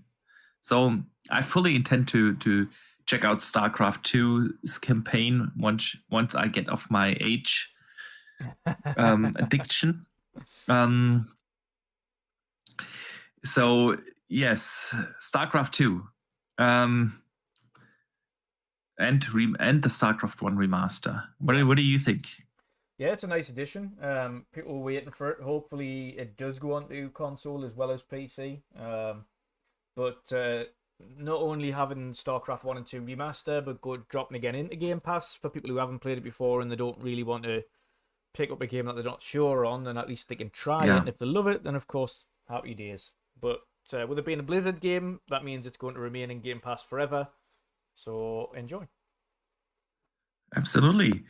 Then they also announced new Age of Mythology content, right? Yeah. Which is cool to do it that quickly after the game came out. Yeah. I feel that is a good strategy. Not keep supporting the game after people dropped off, because I feel like, and it goes for many games, not just Age of Mythology, but for many games. For me, it's sometimes hard to go back to a game that I've played a year ago when the DLC drops, you know. It's the same with like Alan Wake 2. Like, I really enjoyed that, but I don't remember the controls anymore, the mechanics anymore, and you know what I mean. It's like, and then I sometimes feel like, do I want to go back and figure it out all again? I don't know. And so I do like it when games are being supported that quickly after launch, as long as I'm still playing them, right? So that's cool. Then they showed another trailer for Starfield Shattered Space, which is coming out this Monday, right? Yep. 5 p.m. Berlin time. So I can't wait, man. Dive back into Shattered Space. It's gonna be fully localized, by the way. Full voice acting for Japan, which is a nice touch that they go the extra mile, or put in the extra. Yeah, they go the extra mile. They put in the effort, right? In a market that isn't that big. I mean, yes, Phil talked about we have more console players than ever before in the Japanese market, but it's still a relatively low number. But obviously, they really, really want to establish themselves in that market, and I've felt like that is a great message, especially in a market that is heavily console focused. That is cool. And by the way, I noticed, and maybe that's just me, but I don't know how you felt, but throughout the show, they mentioned multiple times the console. Multiple times in different context, but it was obvious that they were like, yeah, we are here for, and I haven't. I think a lot of people feel that way, that Xbox has given up the console strategy. In that showcase, a different. I felt maybe that's just me interpreting things into this that aren't there, but they mentioned the console quite a lot in that showcase, and I was happy to see that. Yeah, that they still at least know that they are making a console, right? And providing a console. So that was cool. Indiana Jones got another trailer, also going to be fully localized, by the way. Yeah, it'll be strange having a Indiana Jones speaking Japanese. Yeah. That was funny in the trailer to see him. The Germans speaking. And the Germans. They localized the Germans, right? Yeah. But listen, I'm super excited. I think the game looks phenomenal. Can't wait to play it. But we've seen enough of that. Also for Starfield Shattered Space. We've seen more than enough. We've played Starfield. We know what Starfield is. And I'm super excited. That's a little bit my thing. A lot of the stuff they've shown, we've seen like 100 times before. But yeah, indie looks obviously fantastic. Then they had a bunch of obviously Japanese games.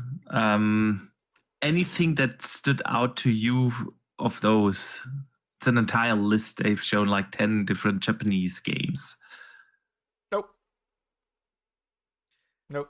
I felt the same. Like, I know it's cool that they have these games, and I do like my JRPGs. God knows I do.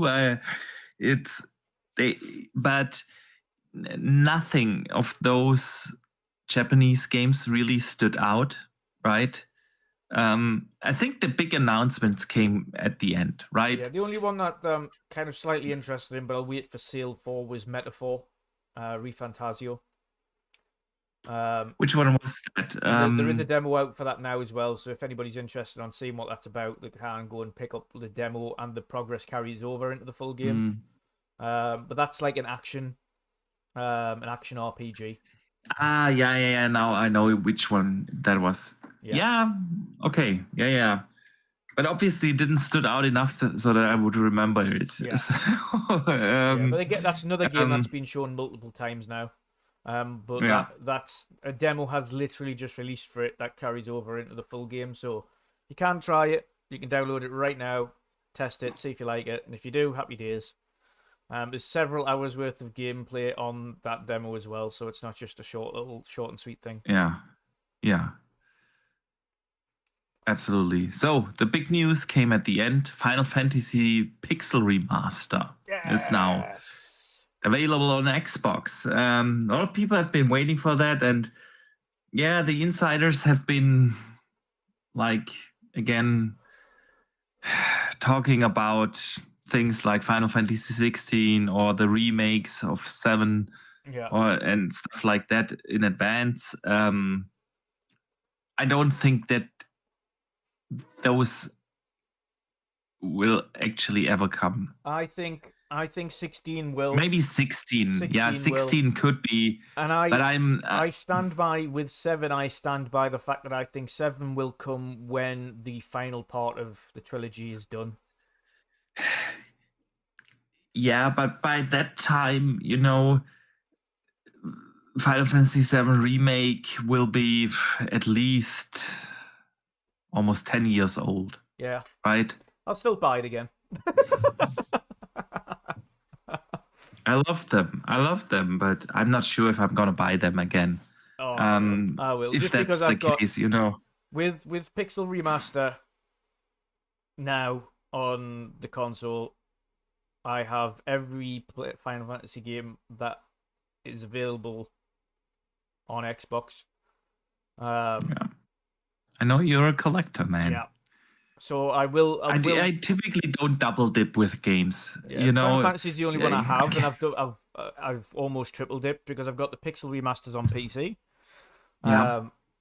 I haven't got the Pixel remasters on PlayStation, but I have got 7 Remake, 7 Rebirth, 16 on there. I have original 7, 8, 9, and 10 on PlayStation as well. But then I've got 12 and all of the 13s and 15 on Xbox. And I've got 7 Remake integrated on PC. I haven't got Rebirth, of course, because I haven't got it on PC yet. I haven't got 16 on PC yet. But no, I'm still playing through the DLC for 16, so I've got no rush to pick it up another time yet. But when it comes out for Xbox, I'll happily play through 16 again on Xbox. But yeah, I'm super glad. As much as I like playing my RPGs on PC, and I played the Pixel Remaster on PC, I want to play 6 Pixel Remaster on the Xbox, and eventually I can, because 6 is my favorite Final Fantasy. So, woohoo! Sweet. Sweet. No, I'm glad.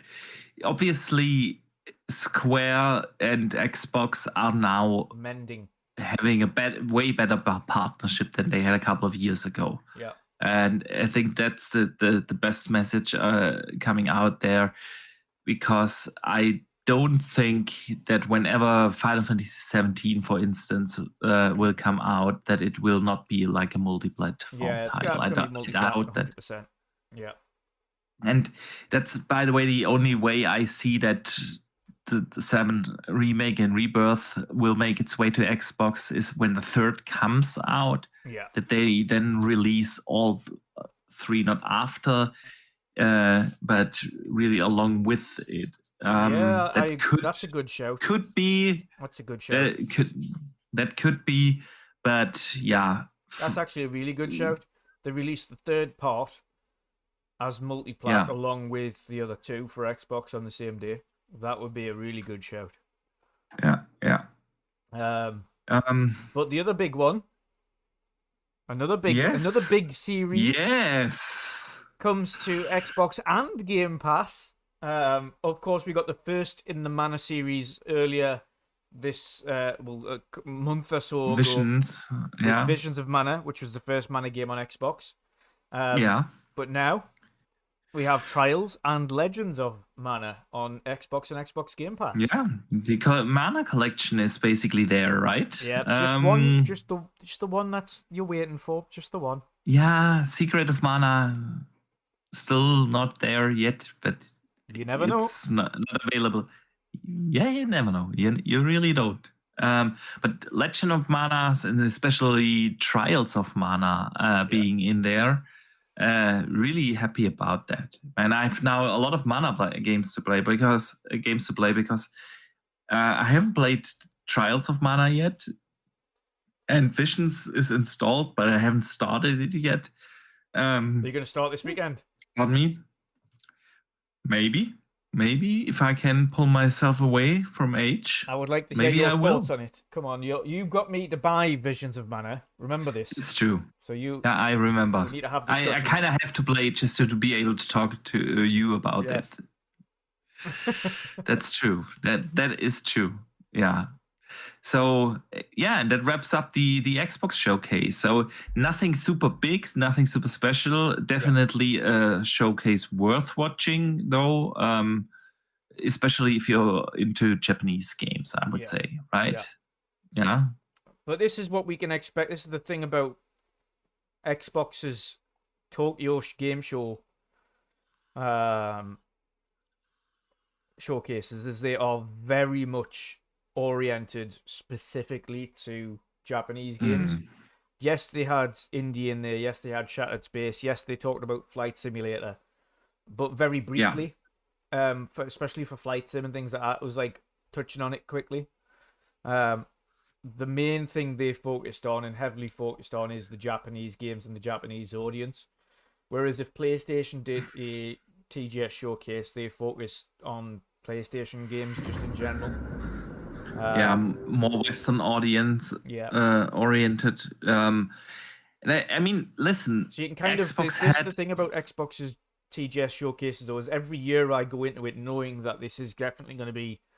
targeted towards Japanese-focused. Japanese audiences. And if there's anything that's going to interest me, it'll be maybe something from a Capcom, or maybe something from a Sega, from Square, or maybe something from Square. And if either of those three are there, then there's going to be something I like, or something I might be interested in. But at least I know what to expect when I watch a TGS from Xbox. I'm like, right, this is definitely going to be mostly not for me. But maybe it's one or two things that are. Yeah, I agree. And listen, Xbox had many good showcases this year already. They had a great developer direct in January, right? Yeah. They had a fantastic case in June. That showcase was absolutely fantastic, right? Yeah. And and they had a great booth at Gamescom. Even though that Keighley show was very controversial with the announcement of Indie coming to PlayStation, but they are doing the shows that we want, right? Which is, it feels just, and even though the Tokyo Show Games was mostly not for me, I appreciate them doing that because I already got my showcase this year, which is what I'm still missing from Sony. I don't have my showcase from Sony yet, and I will not get one this year again, and so I'm glad that they do these kind of Tokyo shows, these Japanese focused shows, and for that it was a solid show, right? Yep, 100%. So. 100%. All right, Dutch. Let us move away a little bit from Xbox and let's talk about Ubisoft. Yeah. For a moment. Yeah. We'll get back to Xbox a little later in the show. Ubisoft delayed Assassin's Creed Shadows. They canceled all previews before that, right? A day or two before the announcement, they canceled all previews for the show for the game, and then they announced they are delaying Assassin's Creed Shadows, that they are going to move away from their traditional classic season pass model, right? Also, the first DLC will be free for all those who pre-order the game. And that comes right off the criticism on the game for not being accurate enough with the Japanese historic culture, right? And the stock prices dropped, obviously, again. And there is something going on at Ubisoft. Star Wars Outlaws underperformed. Even though, again, you can see some gameplay footage right now here on the stream. It is a good game, absolutely, but it didn't meet sales expectations. Whenever a Ubisoft game comes out, it has become like a thing to criticize them for their games, even though I feel like it's sometimes a little unfair, because when I look at Ubisoft, yes, they do have that kind of formula to their games, but usually they all play really well and different enough. When I look at a Watch Dogs, to a Far Cry, to an Assassin's Creed, to an Avatar, to a Star Wars, you can tell it's a Ubisoft game, but in a good way. I mean, certain mechanics simply work in games, right? So why get rid of them? And they always come out as a finished product. Always. Like every major game that came out this year didn't feel to me like it was done. There was always something missing. Whether it's the performance mode, whether it's simple things like a photo mode, or they are buggy as hell, or whatever. Yeah. And the Ubisoft games come out finished. Star Wars Outlaws came out with 3 graphical modes on consoles, right? They have the quality 30 FPS mode, they have the 40 FPS mode, and the 60 FPS mode. Photo mode was in there. I played through the entire game without any really noticeable bugs. There were the occasional glitches and collision errors and stuff like that, but which game doesn't have that? But to me, these games feel like they are massive games. They are finished. I don't feel like I'm not getting my money's worth as a day one buyer, right?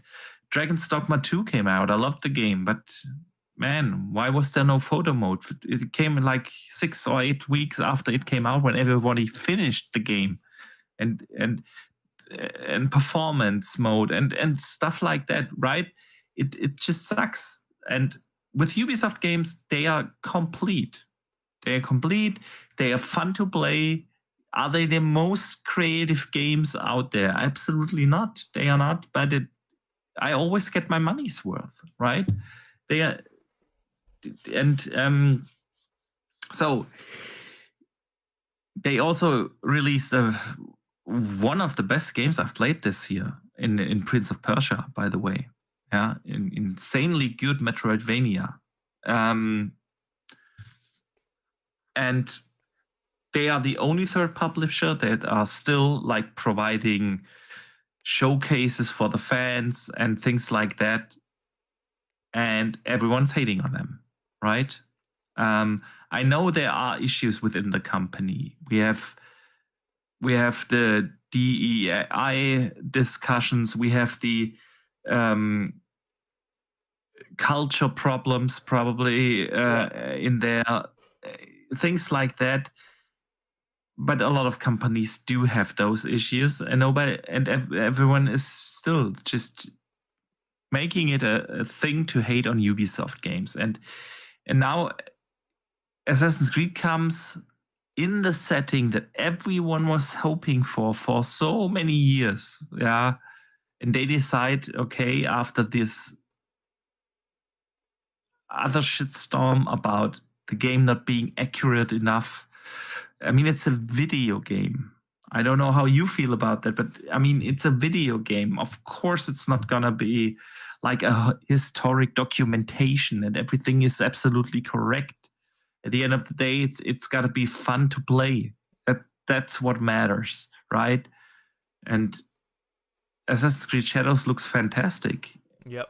From what I've seen, right? They are going back to the more stealth-focused approach when you play as her. You have the more combat-oriented gameplay when you play as him. I forgot the 2 names. Sorry, I'm blanking on the names. But you know what I mean? It does look fantastic, and now it's getting delayed into next year, where you have obviously big competition with Ghost of Yote. And even though Ubisoft came out and said, hey, there's enough room for both of them, it's gonna, and we talked about it earlier, Monster Hunter Wilds is going to come out, Avowed is going to come out in February. It's a crowded month, and they put Assassin's Creed Shadows on the exact same day like Avowed, right? Yeah. I'm not sure, man. What's going on there within Ubisoft? What is happening here, Dutch? It's hard to say, and I think I'm the same as you. I don't understand the kickback for Shadows in representation, and people want to nitpick what is historically accurate or not. But then we go into things like Shogun, who's been universally praised for the characters and being a huge Japanese cast and things like that, and it's absolutely awesome. But then, if you pay enough of attention to the cast, there is an Englishman that's come over from London in the show who's assigned Hatamoto, which is a high-ranking samurai. So it's a white Englishman who doesn't speak Japanese, is announced by the Lord as his Hatamoto, which is a high-ranking bannerman, samurai. Yeah. And this is essentially the kind of thing they were saying here about Shadows, which was, how can this guy be a samurai? He wasn't a samurai. He was just this. Well, yeah, but it's again, A, it's a story. B, there are disputed on both sides whether or not he was a samurai or what his rank was or what he was, but he definitely existed. He was definitely known by the people at the time. What ranking he was is the only dispute, but this is where people have kicked up a fuss about it, and I just think it's ridiculous, to be fair. I think it's massively ridiculous, because unless somebody was actually there, they wouldn't theoretically know what ranking he was or what he did. It's only thrown down in lore and in scripture as to the fact that he existed, and the terminology used was undecided as to what they meant in whether or not he was assigned a samurai or a guard of the Lord, or not. All that being said, there is absolutely zero people kicking off about Shogun or a white man being a Hatamoto, which is a high-ranking samurai, despite not being Japanese. In that show, in fact, that entire show was universally praised and has now got a second series and a third series lined up. So it goes to show that it is nitpicking, and I think especially when it's racist tendencies nitpicking. Who cares if it's a black person? Like, literally who cares? There's obviously some representation to it in the background as to why they decided to use that story for that person. So I don't care. I don't care. The one thing that looks absolutely cool about the game is the fact that there are two play styles. Both, one of them is this big, lumbersome, heavy samurai who's got a heavy mode, and the other one's more a sneaky assassin, like you used to in ninja, like you used to in Assassin's Creed. So you've got two playstyle options there, and you can be one or the other. You don't have to play all the way through as one and all the way through as the other. So you've got options, but I think a lot of it is just down. A lot of it can be in part as well to potential.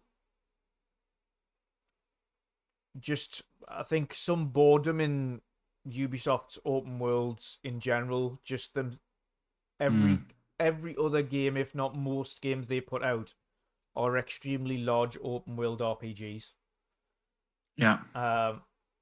And no matter what one you get, whether it be Avatar, or whether it be Outlaws, or whether it be AC, any of those games are large open world games, and they're a big undertaking.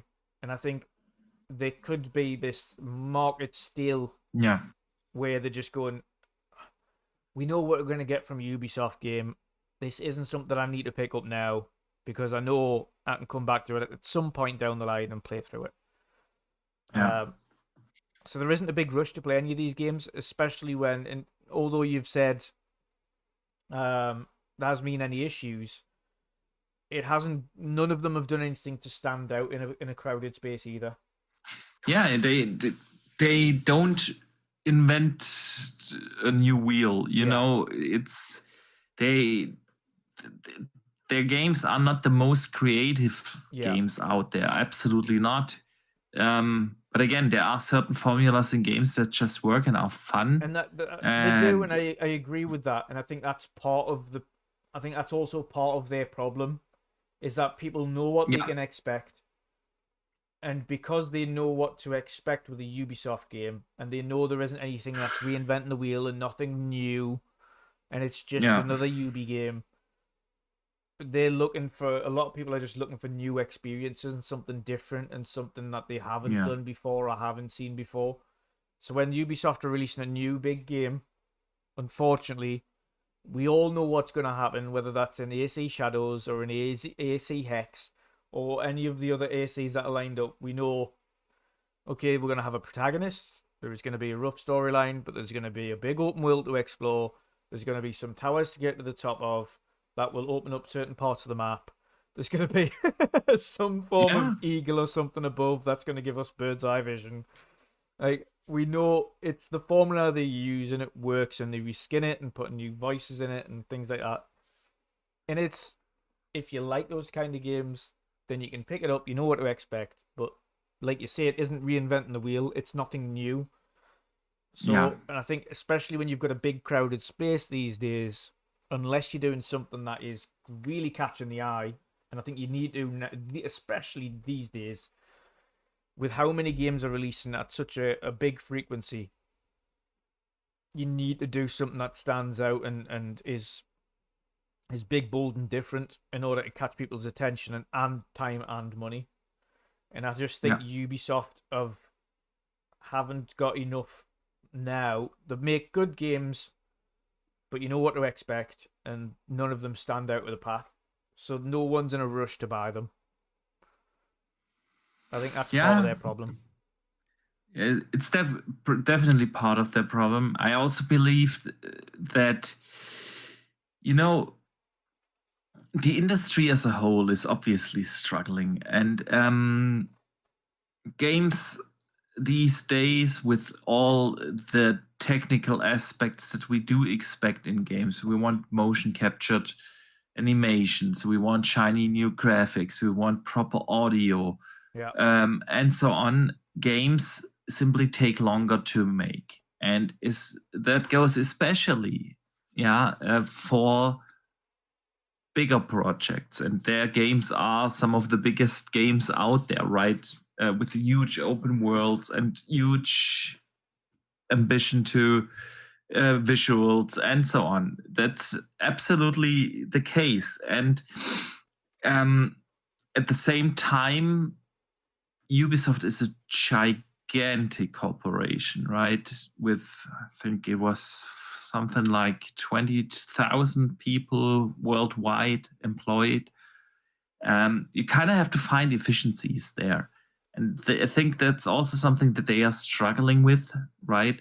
Not every game in a year 24 is going to sell you like tens of millions of copies, not even if it's labeled Star Wars. It's just not going to happen, because the effect is games take longer to make, they are more expensive to make, and the competition is significantly bigger than it has been like 10 years ago, right? Now, not 1 month is going by without at least 2 AAA games releasing. Yeah. And I remember the days during the N64 era where you had like 3 major releases a year. Yeah. And that's it, right? And we are not living in that world anymore. We have at least 3 tons of 2, 3 a month major games that come out. We do have, of course, games as a service titles. You're not just fighting for money, you're fighting for time. Yeah. Right? You have X-Defined also underperformed, obviously, for Ubisoft. It wasn't like a complete failure, like, I don't know, You've got to think outside of our bubble, where we pick up significantly more games than the average consumer. Absolutely. We pick up a lot. Even like, us. if you're thinking like the amount of games that come out every month to an average regular casual consumer, which is the vast majority of a lot of these companies' markets anyway, is the casual consumer, not the hardcore. You've got to justify your 60 or 70 or whatever you're putting into it, because that's a 70. Not every normal casual consumer is going to buy all 3 major releases that month at the cost of almost 200 quid. You know? Absolutely. Yeah, that's the thing, right? I buy at least 2 major AAA games a month, and also I pick up smaller games, but that's not the norm. That's extremely out of the bigger scope, right? Yeah. And then you look at the casuals, and they spend their time in the Fortnites and Call of Duties, and you know what I mean. And that's what I mean. You're not just fighting for the money itself, but for the time. Who has the time to play all those games, right? And at the same time, the game itself costs a lot more money to make. So and Ubisoft is really struggling with that. They have a huge organization, and the bigger the organization becomes, the bigger the overhead becomes, the waterhead, is like, and they are definitely not the most efficient company. No. And they are struggling big time right now, right?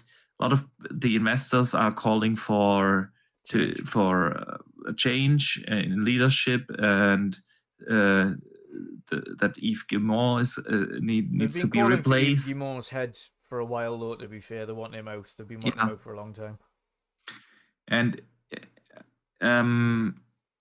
that's at the same time now, they kind of need to Assassin's Creed Shadows to be super successful, right?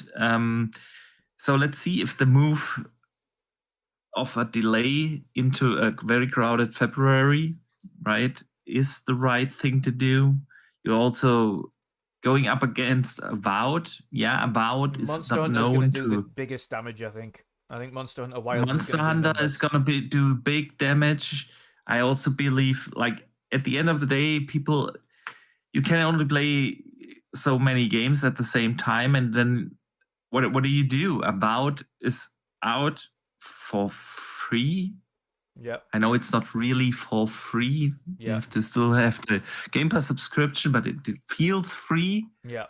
Right? It's gonna be tough for them. And it's also interesting to see that they kind of want to move away from their classic season pass model, right? Yeah. Let's see if it's gonna be successful. I do hope that they will find a way, because I don't really want Ubisoft to go away. I don't think it'll go away. I think it's a big enough company for it to survive, but I think it's gonna need a shift. Yeah. I think, and I've said this before as well, as much as we like the trusted Ubisoft formula, I think the need to try and get into a couple more linear games. Yeah, absolutely. I really do think they need to get into try themselves at a nice linear story game. That's why I don't understand why they're sitting on Splinter Cell. Yeah. Right? This is exactly what a Ubisoft would need. Like, people love the IP, the franchise. But you've not seen what world. they've done to Ghost Recon, though. Like Ghost Recon, you had Advanced Warfighter, which was great. You had all of the original Ghost Recons, which were fantastic. And then they did Wildlands, which was okay. It was good. Big open world version of Ghost Recon. And then the last one, which Breakpoint, which didn't do as well as they'd hoped.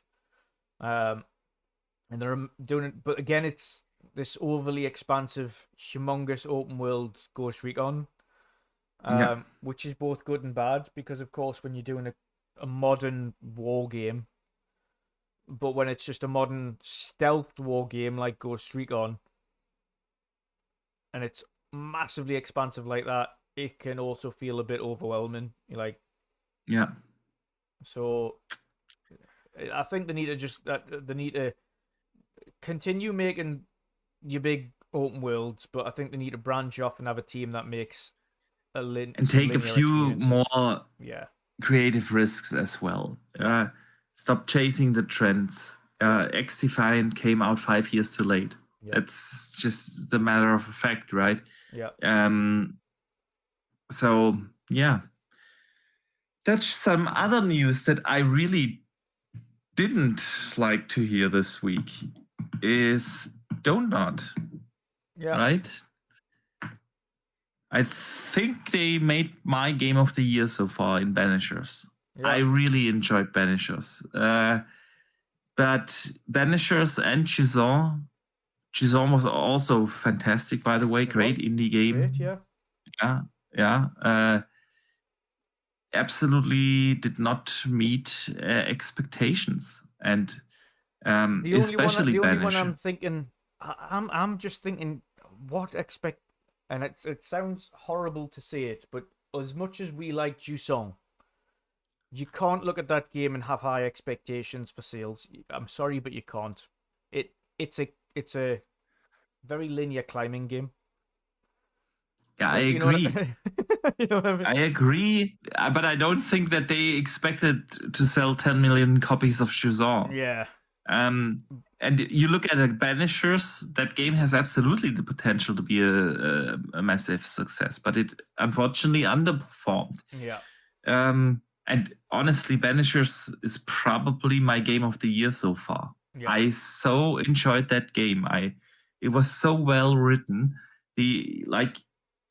Especially the side quests, man. They were on like a Witcher level of quality of writing. Yeah.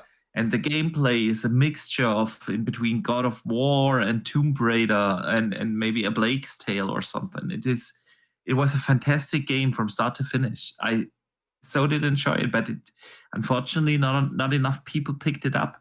Yeah. Even though they had a big marketing campaign for that.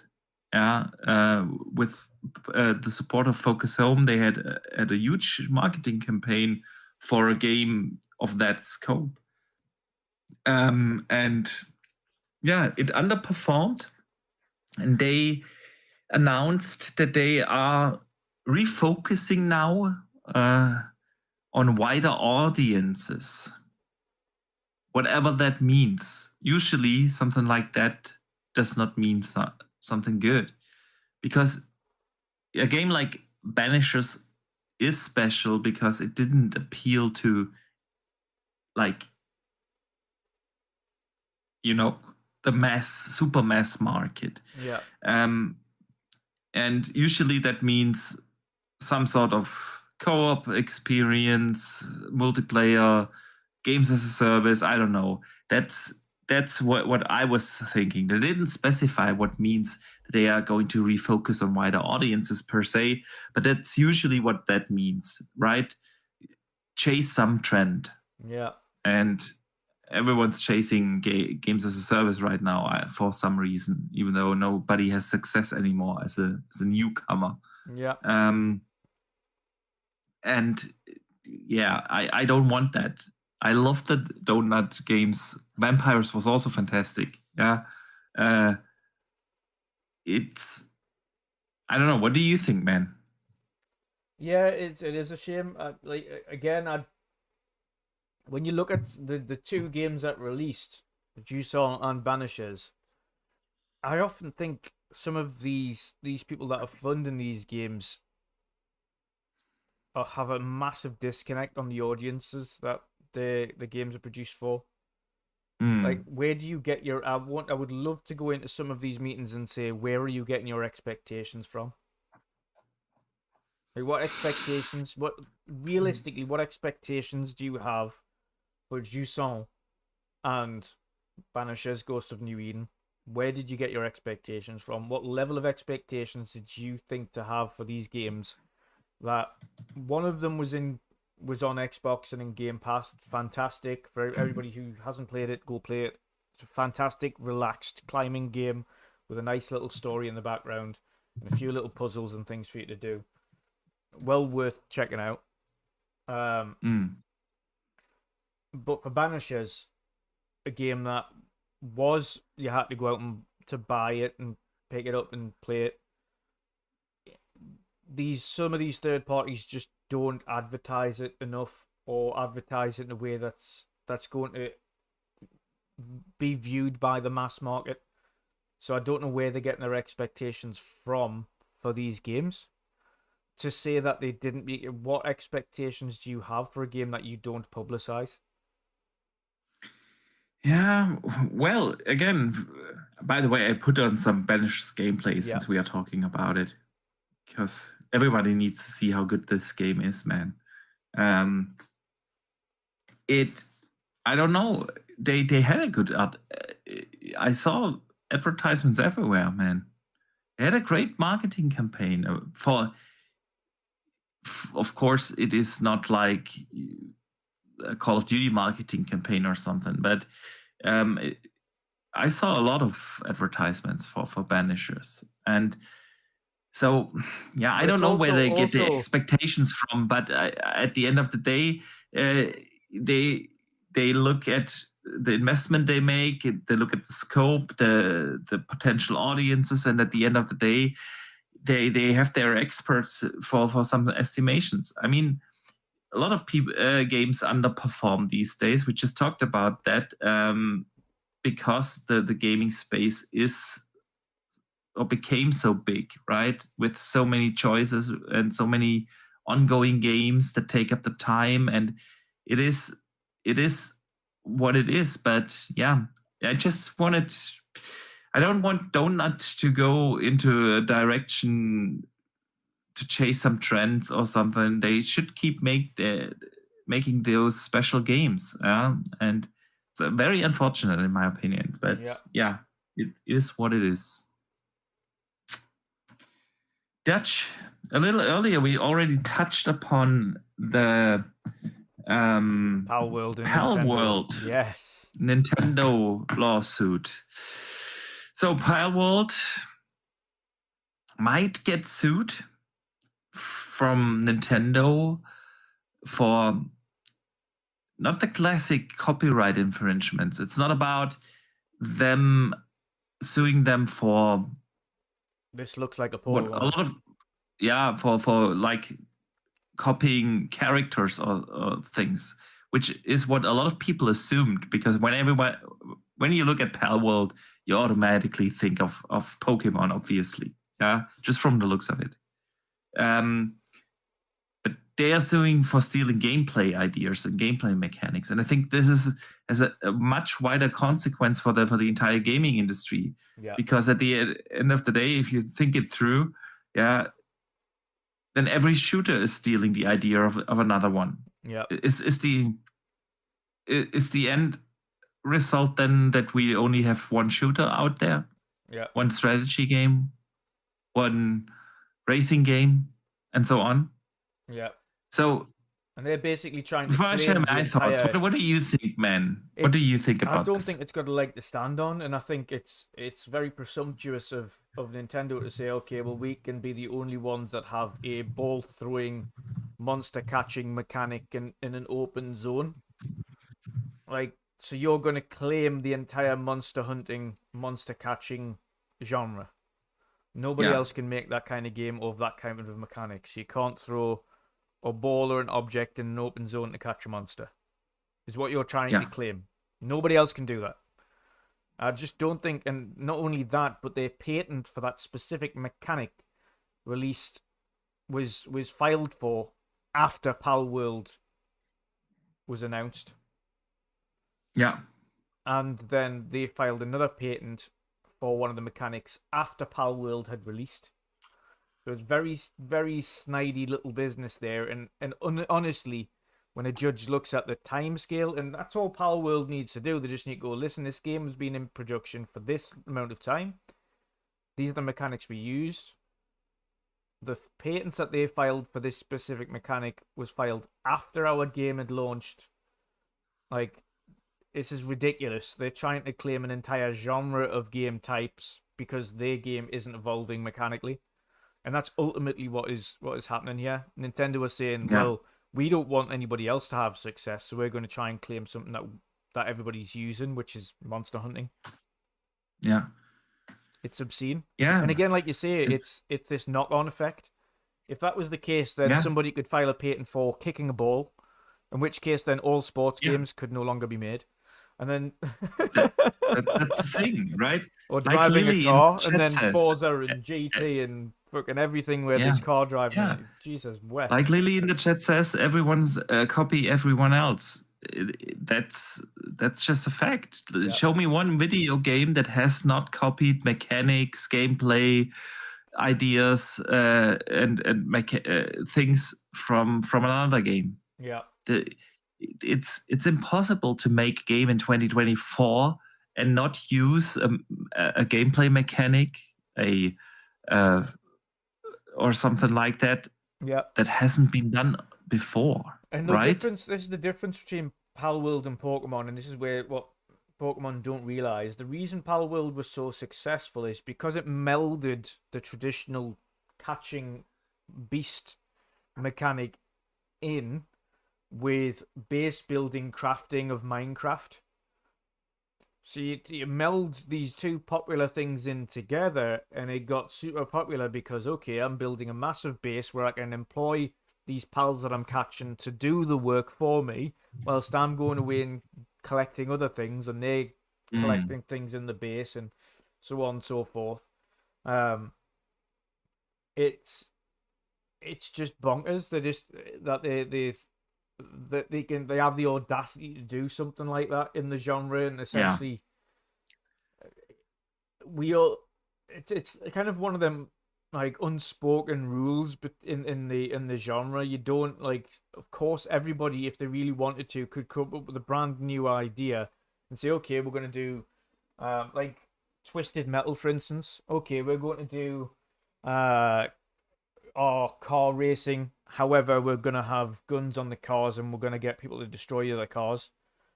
Or Mario, we're going to do kart racing, but we're going to have objects that you can throw on the track and things. Like, imagine if they went out and patented the kart racing mechanic now. Yeah. Which prevented Crash Team Racing coming out, or any other kart racing game coming out, because it's a kart racing game. Yeah. It's just obscene. It's just it's pettiness from a company that is short on ideas, and they don't want anybody else to be competitive in that same space.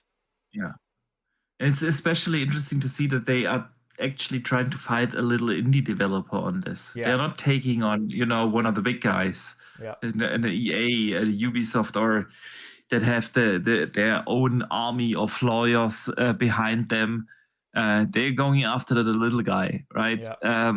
The funny thing is they went after. They could have done this a while back, but they chose to wait until they got significantly popular and made a substantial amount of money to go, right, okay, now you've made absolutely boatloads of money, we're now going to sue you. Yeah, true. Let me shout out Dave Ramos, who sends in a channel member chat for being a channel member for 39 months. So first of all, man, thank you so much for the continued support. And he says, gentlemen, happy Friday. That's the super member chat. Happy Friday to you, and happy Friday, of course, to everyone here in the chat. Fanto said something in our chat as well, actually, which is quite interesting. Warner Brothers copyrighted the Nemesis system, and now it's dead. Yeah, true. Although they said they are going to bring that back in Wonder Woman. But the point is that comes out. The system that they created, because nobody else could create something like that. Yeah. Then nothing else has been expanded upon. Whereas if somebody else and could, it sucks, man, because the idea of the Nemesis system was fantastic. Yeah, it's an absolutely AI that can hold a grudge and something come back new, and grow up in the ranks. And right? The execution wasn't perfect. Yeah, the execution, the idea was absolutely awesome. The execution wasn't perfect, but that's the thing, right? Look at the first shooters. And what they've evolved into. This is what it takes. You need other ideas, other developers take a shot at certain mechanics, improve them, and make them into great gameplay mechanics. Yeah, it's a fantastic example. Yeah, definitely. Yeah. All right, Dutch. We are almost 2.5 hours into the show, and today we have tons of community questions. Okay. So let's get to them. Jingle, jingle, jingle. Community jingles.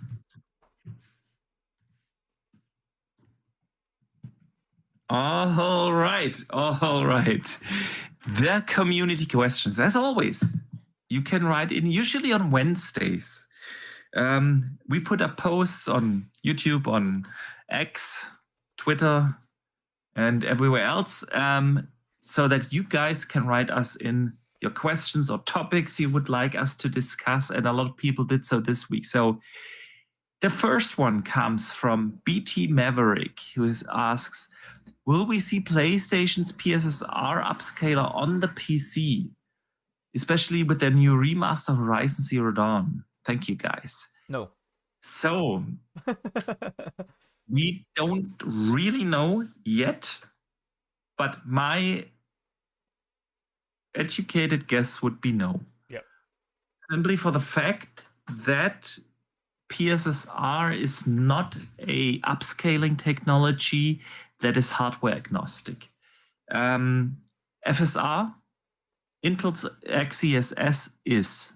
That's why you can use FSR on a NVIDIA GPU. You can use it on an AMD GPU, on an Intel GPU, whatever. Yeah, and that's, from what I understood, not the case with PSSR. PSSR is hardware a hardware upscaler that requires the new FP16 FP capabilities from AMD, and so it is dedicated to that. Now, is there a chance that AMD chips in PCs will be able to support that? Yes, there is. And if Sony wants to bring that over to PC, that could be a potential, but honestly, I doubt it. The only time I can see it, is if PlayStation release their own storefront on PC that isn't Steam. And but even then, but then the question is, then they would have a mode specific. So, for instance, if they had their own storefront and you downloaded the game on that storefront and not Steam, then you'd have the option to use PSSR because it was purchased through that storefront. Yeah, I know what you mean, but then you would still require a dedicated AMD GPU in your PC. Exactly. Because it is hardware. Support it. Much like the NVIDIA DLSS requires NVIDIA GPUs. So you're shrinking down your potential user base that much, and then the question becomes, is that worth the money developing for it? Yeah. And that's why I highly doubt it. Yeah. Now, what I could see though, Dutch, is with next gen PS6. Yep. We already know that they are going to use a AMD APU again. Yeah. If Xbox goes down the same road and also bets on an AMD again, and the install base in their wider GPU on PC market, gets more established in that direction, then that's a maybe, but not in the foreseeable future. So for a Horizon Zero Dawn remaster, I highly doubt that. Yeah. Same. Let us talk about the question from Omatoni. He says, assuming you record that after TGS, we posted that the question collecting on Wednesday, so what was your favorite game shown and any surprises you didn't expect? After TGS? No. I mean, the only surprises for me was the Mana series going to Xbox in Trials of Mana and Legends of Mana. Yeah, I wasn't really surprised by Pixel Remaster. I was kind of expecting Pixel Remaster as the main one, and if lucky 16, but 16 was a push. But I was expecting Pixel Remaster, so that wasn't really a surprise. That was more of a, hey, there it is. But seeing Trials and Legends of Mana, that was a surprise. I didn't expect those two coming over. Coming that day to Gamepass especially was the surprise for me. Yeah, definitely. The Apirist writes in, why is is it that so many gamers get upset that Xbox games are going to PlayStation? In my mind, it's a good thing. Game development is expensive. So if we want Xbox to produce many good quality games, they need more money, which can only be achieved by having larger custom base. Well, we have to pay attention that this doesn't turn into another hour topic, because we've discussed this multiple times, but I'm also one of those that are not that happy about the first party, the exclusive games going to PlayStation. And that is simply because I feel that this is going to lead eventually to even less competition in the gaming market, in the console space market. At the end of the day, I usually really don't care if games are available to others or not. That's why I'm not that big of a fan for second party, third party exclusive deals. There's really no need to money head a game. Yeah, it was made publicly this week that Silent Hill 2, for instance, is a money headed game for at least a year. Yeah. Things like that. I don't like that. Exclusives, on the other hand, give a console a reason for its existence. It gives the console an identity. And Xbox has lacked that identity for so long because it didn't have, outside of a Halo and a Forza, that many exclusives. And now they are at this point where they have exclusives and they could get and grow their install base in the console space. And I want them to do that because I also feel that what Sony really needs is competition in the console space. Yeah. And with that move, they are definitely not improving the situation that Sony is outselling them 10-1 here in Germany or Europe. Yeah. You know what I mean? And this is why I'm not a fan of this. Yes, you sell a few more games when you bring in Indiana Jones to PlayStation, but you're at the same time you're decreasing the reasons to get an Xbox console. Yeah.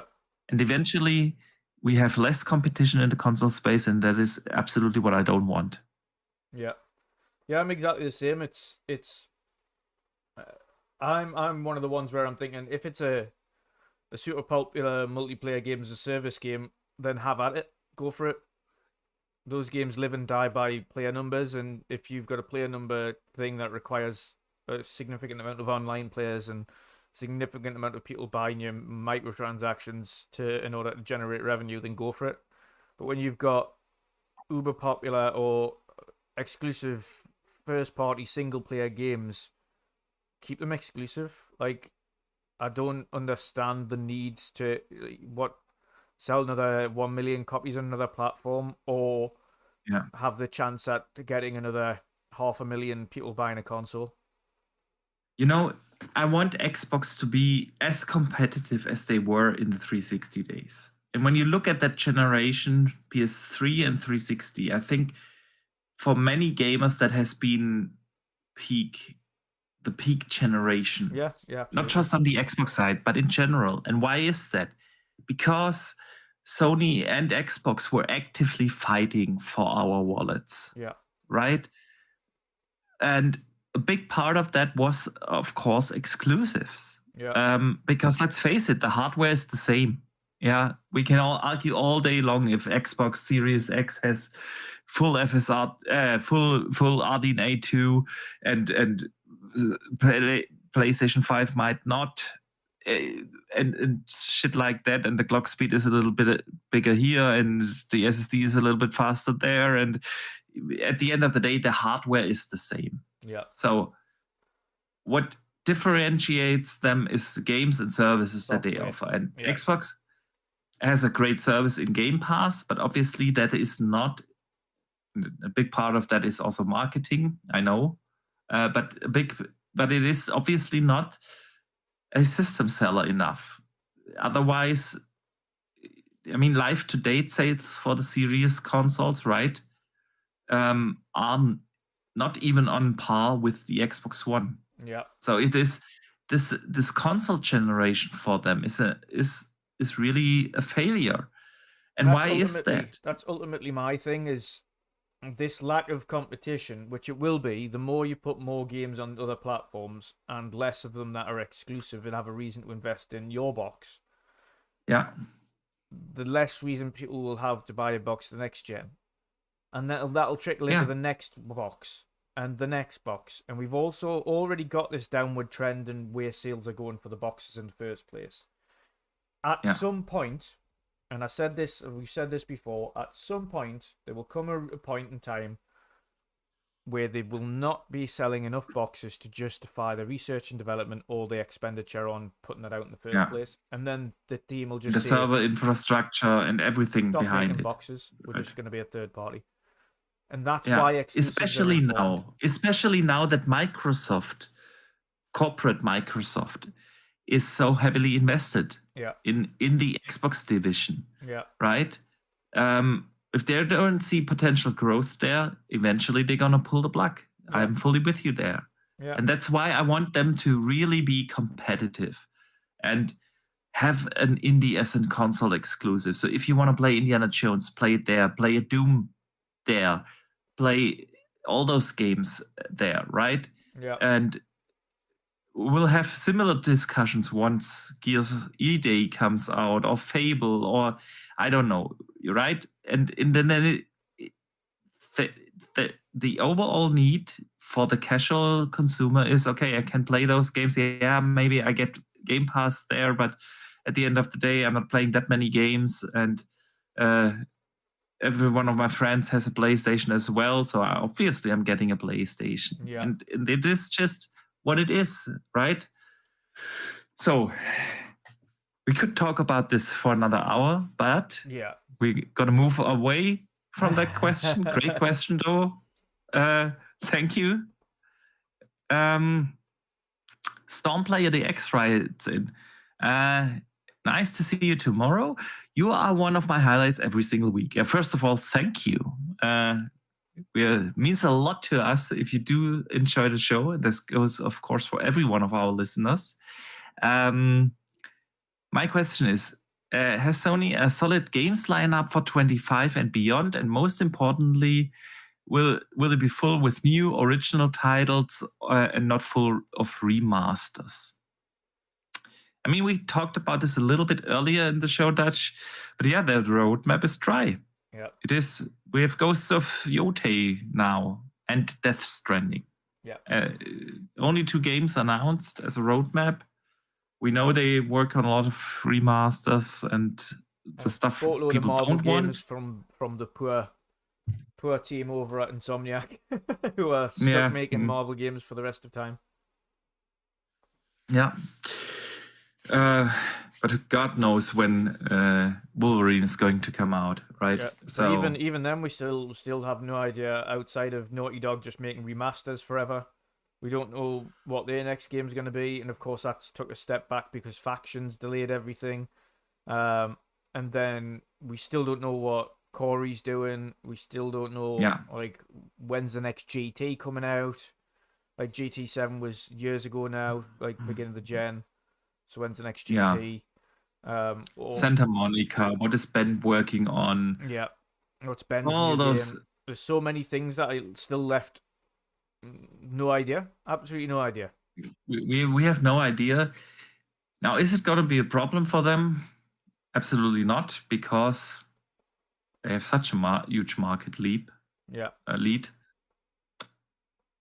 Why? Yeah. Xbox is taking care that of the fact that PlayStation players have enough to play. They get Indie, they get Doom, they get the good stuff, right? So yeah. Is it really a problem for Sony? I highly doubt it. Yeah. I highly doubt it. Yep. The Big Bridge writes in, what's your most funniest LOL moment in video games? I've had a lot of funny ones. I think the ones that stick to mind more recently, in more recent gaming terms, was when PUBG came out. I had, especially with the amount of bugginess and glitchiness that was out when that first game came to console, which was horrific, by the way, but we still loved it nonetheless. Everything looked like Play-Doh. The amount of stupid shit that always happened. Like, you could ride, like, there's one of them that I still remember now. We were trying to get it back into the circle, and I was on a motorbike and sidecar with one of my pals that was playing with us, and we crashed into a house, and my character fell off, and then he proceeded to do this whole falling mechanic forever, and then just died. Like, he wasn't falling off everything; he was about half an inch off the floor, but he just died. And then the literal next time we spawned back into the same map, we ended up driving to exactly the same location, and the car just randomly flipped upside down, span in a circle at hyper speed, and exploded and killed us. So I died in exactly the same spot with ridiculous consequences both times. And it was just, I've still got the recordings now. I was absolutely pissed myself laughing. It's things you couldn't write, and it's silly glitches like that people remember fondly from some of these games. Like, you see them in GTA, and you see them in Red Dead, and you see them in Skyrim the first time you get hit by a troll, and you rocket up into oblivion and into the sky the first time you get hit with a troll hammer. Yeah, there's so many funny things like that, but those two stick to mind because it's PUBG always gives them silly times, and I love it. Yeah, it's for me. It's hard to think of one particular moment. I mean, the funniest moments happen when you play games with friends, right? Yeah. And then it's usually not, like you said, it's not something intentional from the game. It's either a glitch or it's a funny joke somebody makes. And I remember one evening playing Diablo 3 with two of my buddies in couch co-op. And obviously Diablo is not a funny game per se, you know? Yeah. But it was just like we were having a couple of beers and pizza, and I remember this was one of these evenings. We didn't really intend to play that much, but we played through the entire night. I remember like we had to pause the game because we couldn't stop laughing. It's moments like this that make gaming so funny, right? So I do hope that answers your question. Yeah. The big bridge. So, Pyromed writes in and says it's more a statement. Considering much of the defense for Concord being a hero shooter is an oversaturated market, will Fragpunk last longer? Ooh, probably. It looks like it's got a lot everything of new lasts mechanics. longer than. It's got loads of new mechanics and things. Like, it's got a card. It's kind of a card game mixed in with it, where you can kind of change the scenery and you can change things to benefit you. You can add huge grass in front of you, where it kind of switches the mechanics of the game up, and you can just sneak up to somebody. So there's a lot of things going for it that actually makes it stand out in the scene. So yeah, I think it probably will last longer. To be fair, I think it's just a lot more going for it. Again, man, like, it's really not hard to last longer than Concord. Yeah, it's 2 weeks. Not even 2 weeks. It was 11 days. Not even. Yeah, exactly. You only have to survive 11 days, and then you are doing better than that. But again, I'm with you. It does offer a lot of new mechanics. I just feel that that this market is saturated. It's gonna be very, very hard for any kind of game in that genre, in the games as a service space as a whole, to get a proper foothold that will be lasting in this day and age. You have so many games as a service titles already out there. People only have so much time that they can spend in a games as a service title. And once you are invested in one of those, you're less likely to leave. Yeah. People are not leaving a Fortnite behind. Yeah. After having spent $500 on skins. Yeah. It's like not gonna happen, right? And to be, you will see things like Helldivers. Yeah, occasionally massive hype around the game when it launched, and I know some people are still playing that, but it is nowhere near, not even close to what I would say is a like lasting successful games as a service title. Yeah. Yeah. If you look at Steam right now, what is it? 8,000 people playing it, right? Yeah, people are playing it right now, but this is not what a successful games as a service title is. And there are only a handful that did that. Genshin Impact did that. Fortnite, Call of Duty Warzone, games like that, right? And that's why I thoroughly believe that within the next 5 years, we will see significantly less and less games as a service titles come out. Developers, publishers recognize that trend. It is, even with big names behind it. Yeah. From BioWare, I'm blanking on the name, Avengers failed. Biggest pop culture IP out there, right? Failed.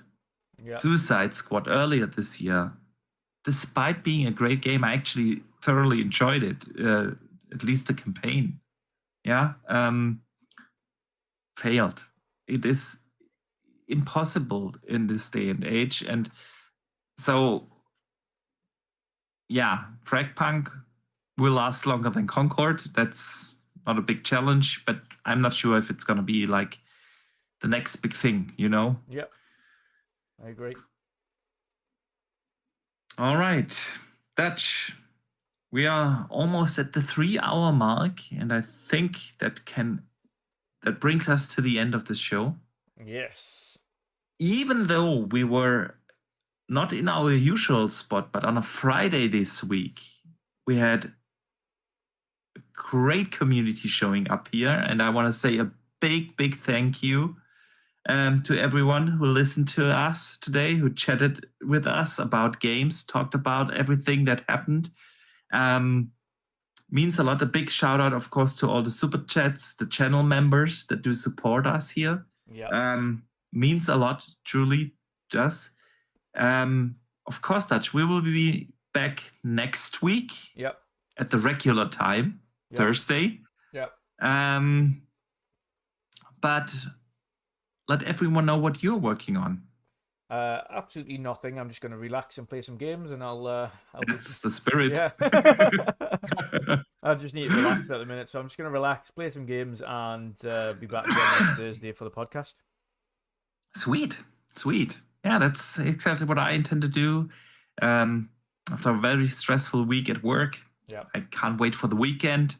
Gonna play some games, probably mostly Age. But I might start Visions as well. And I do hope that everyone here in the community is also going to enjoy the weekend, play some games, and we hope to see you back next week. And don't forget to game on.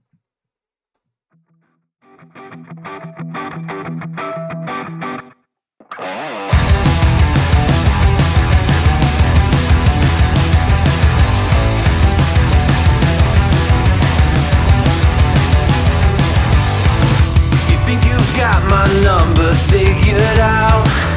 A motive born in drought and brevity. And if I'm not the soul of your design, I blatantly decline your remedy. Don't box me in. Don't, or I'll leave. I'd rather be a dreamer. I'd rather be free. I'd rather be a leader, I'd rather be a queen, I'd rather be a singer in a trashy cover band. I'd rather be a closer, I'd rather be clean.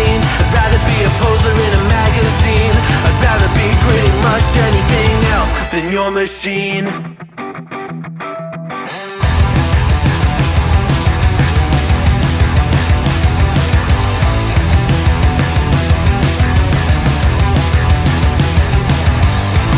I wasn't always just a single shade, a palette full of gray in reverie.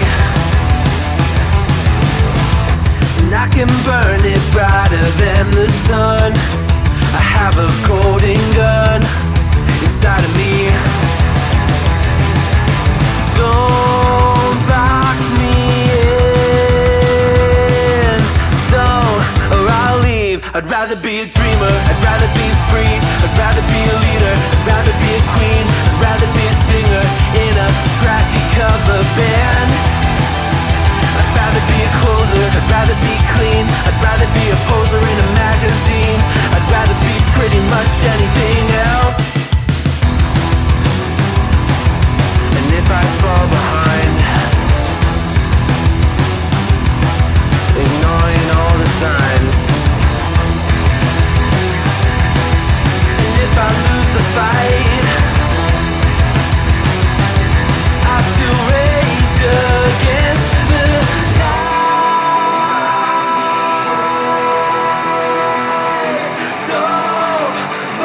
I'd rather be a dreamer, I'd rather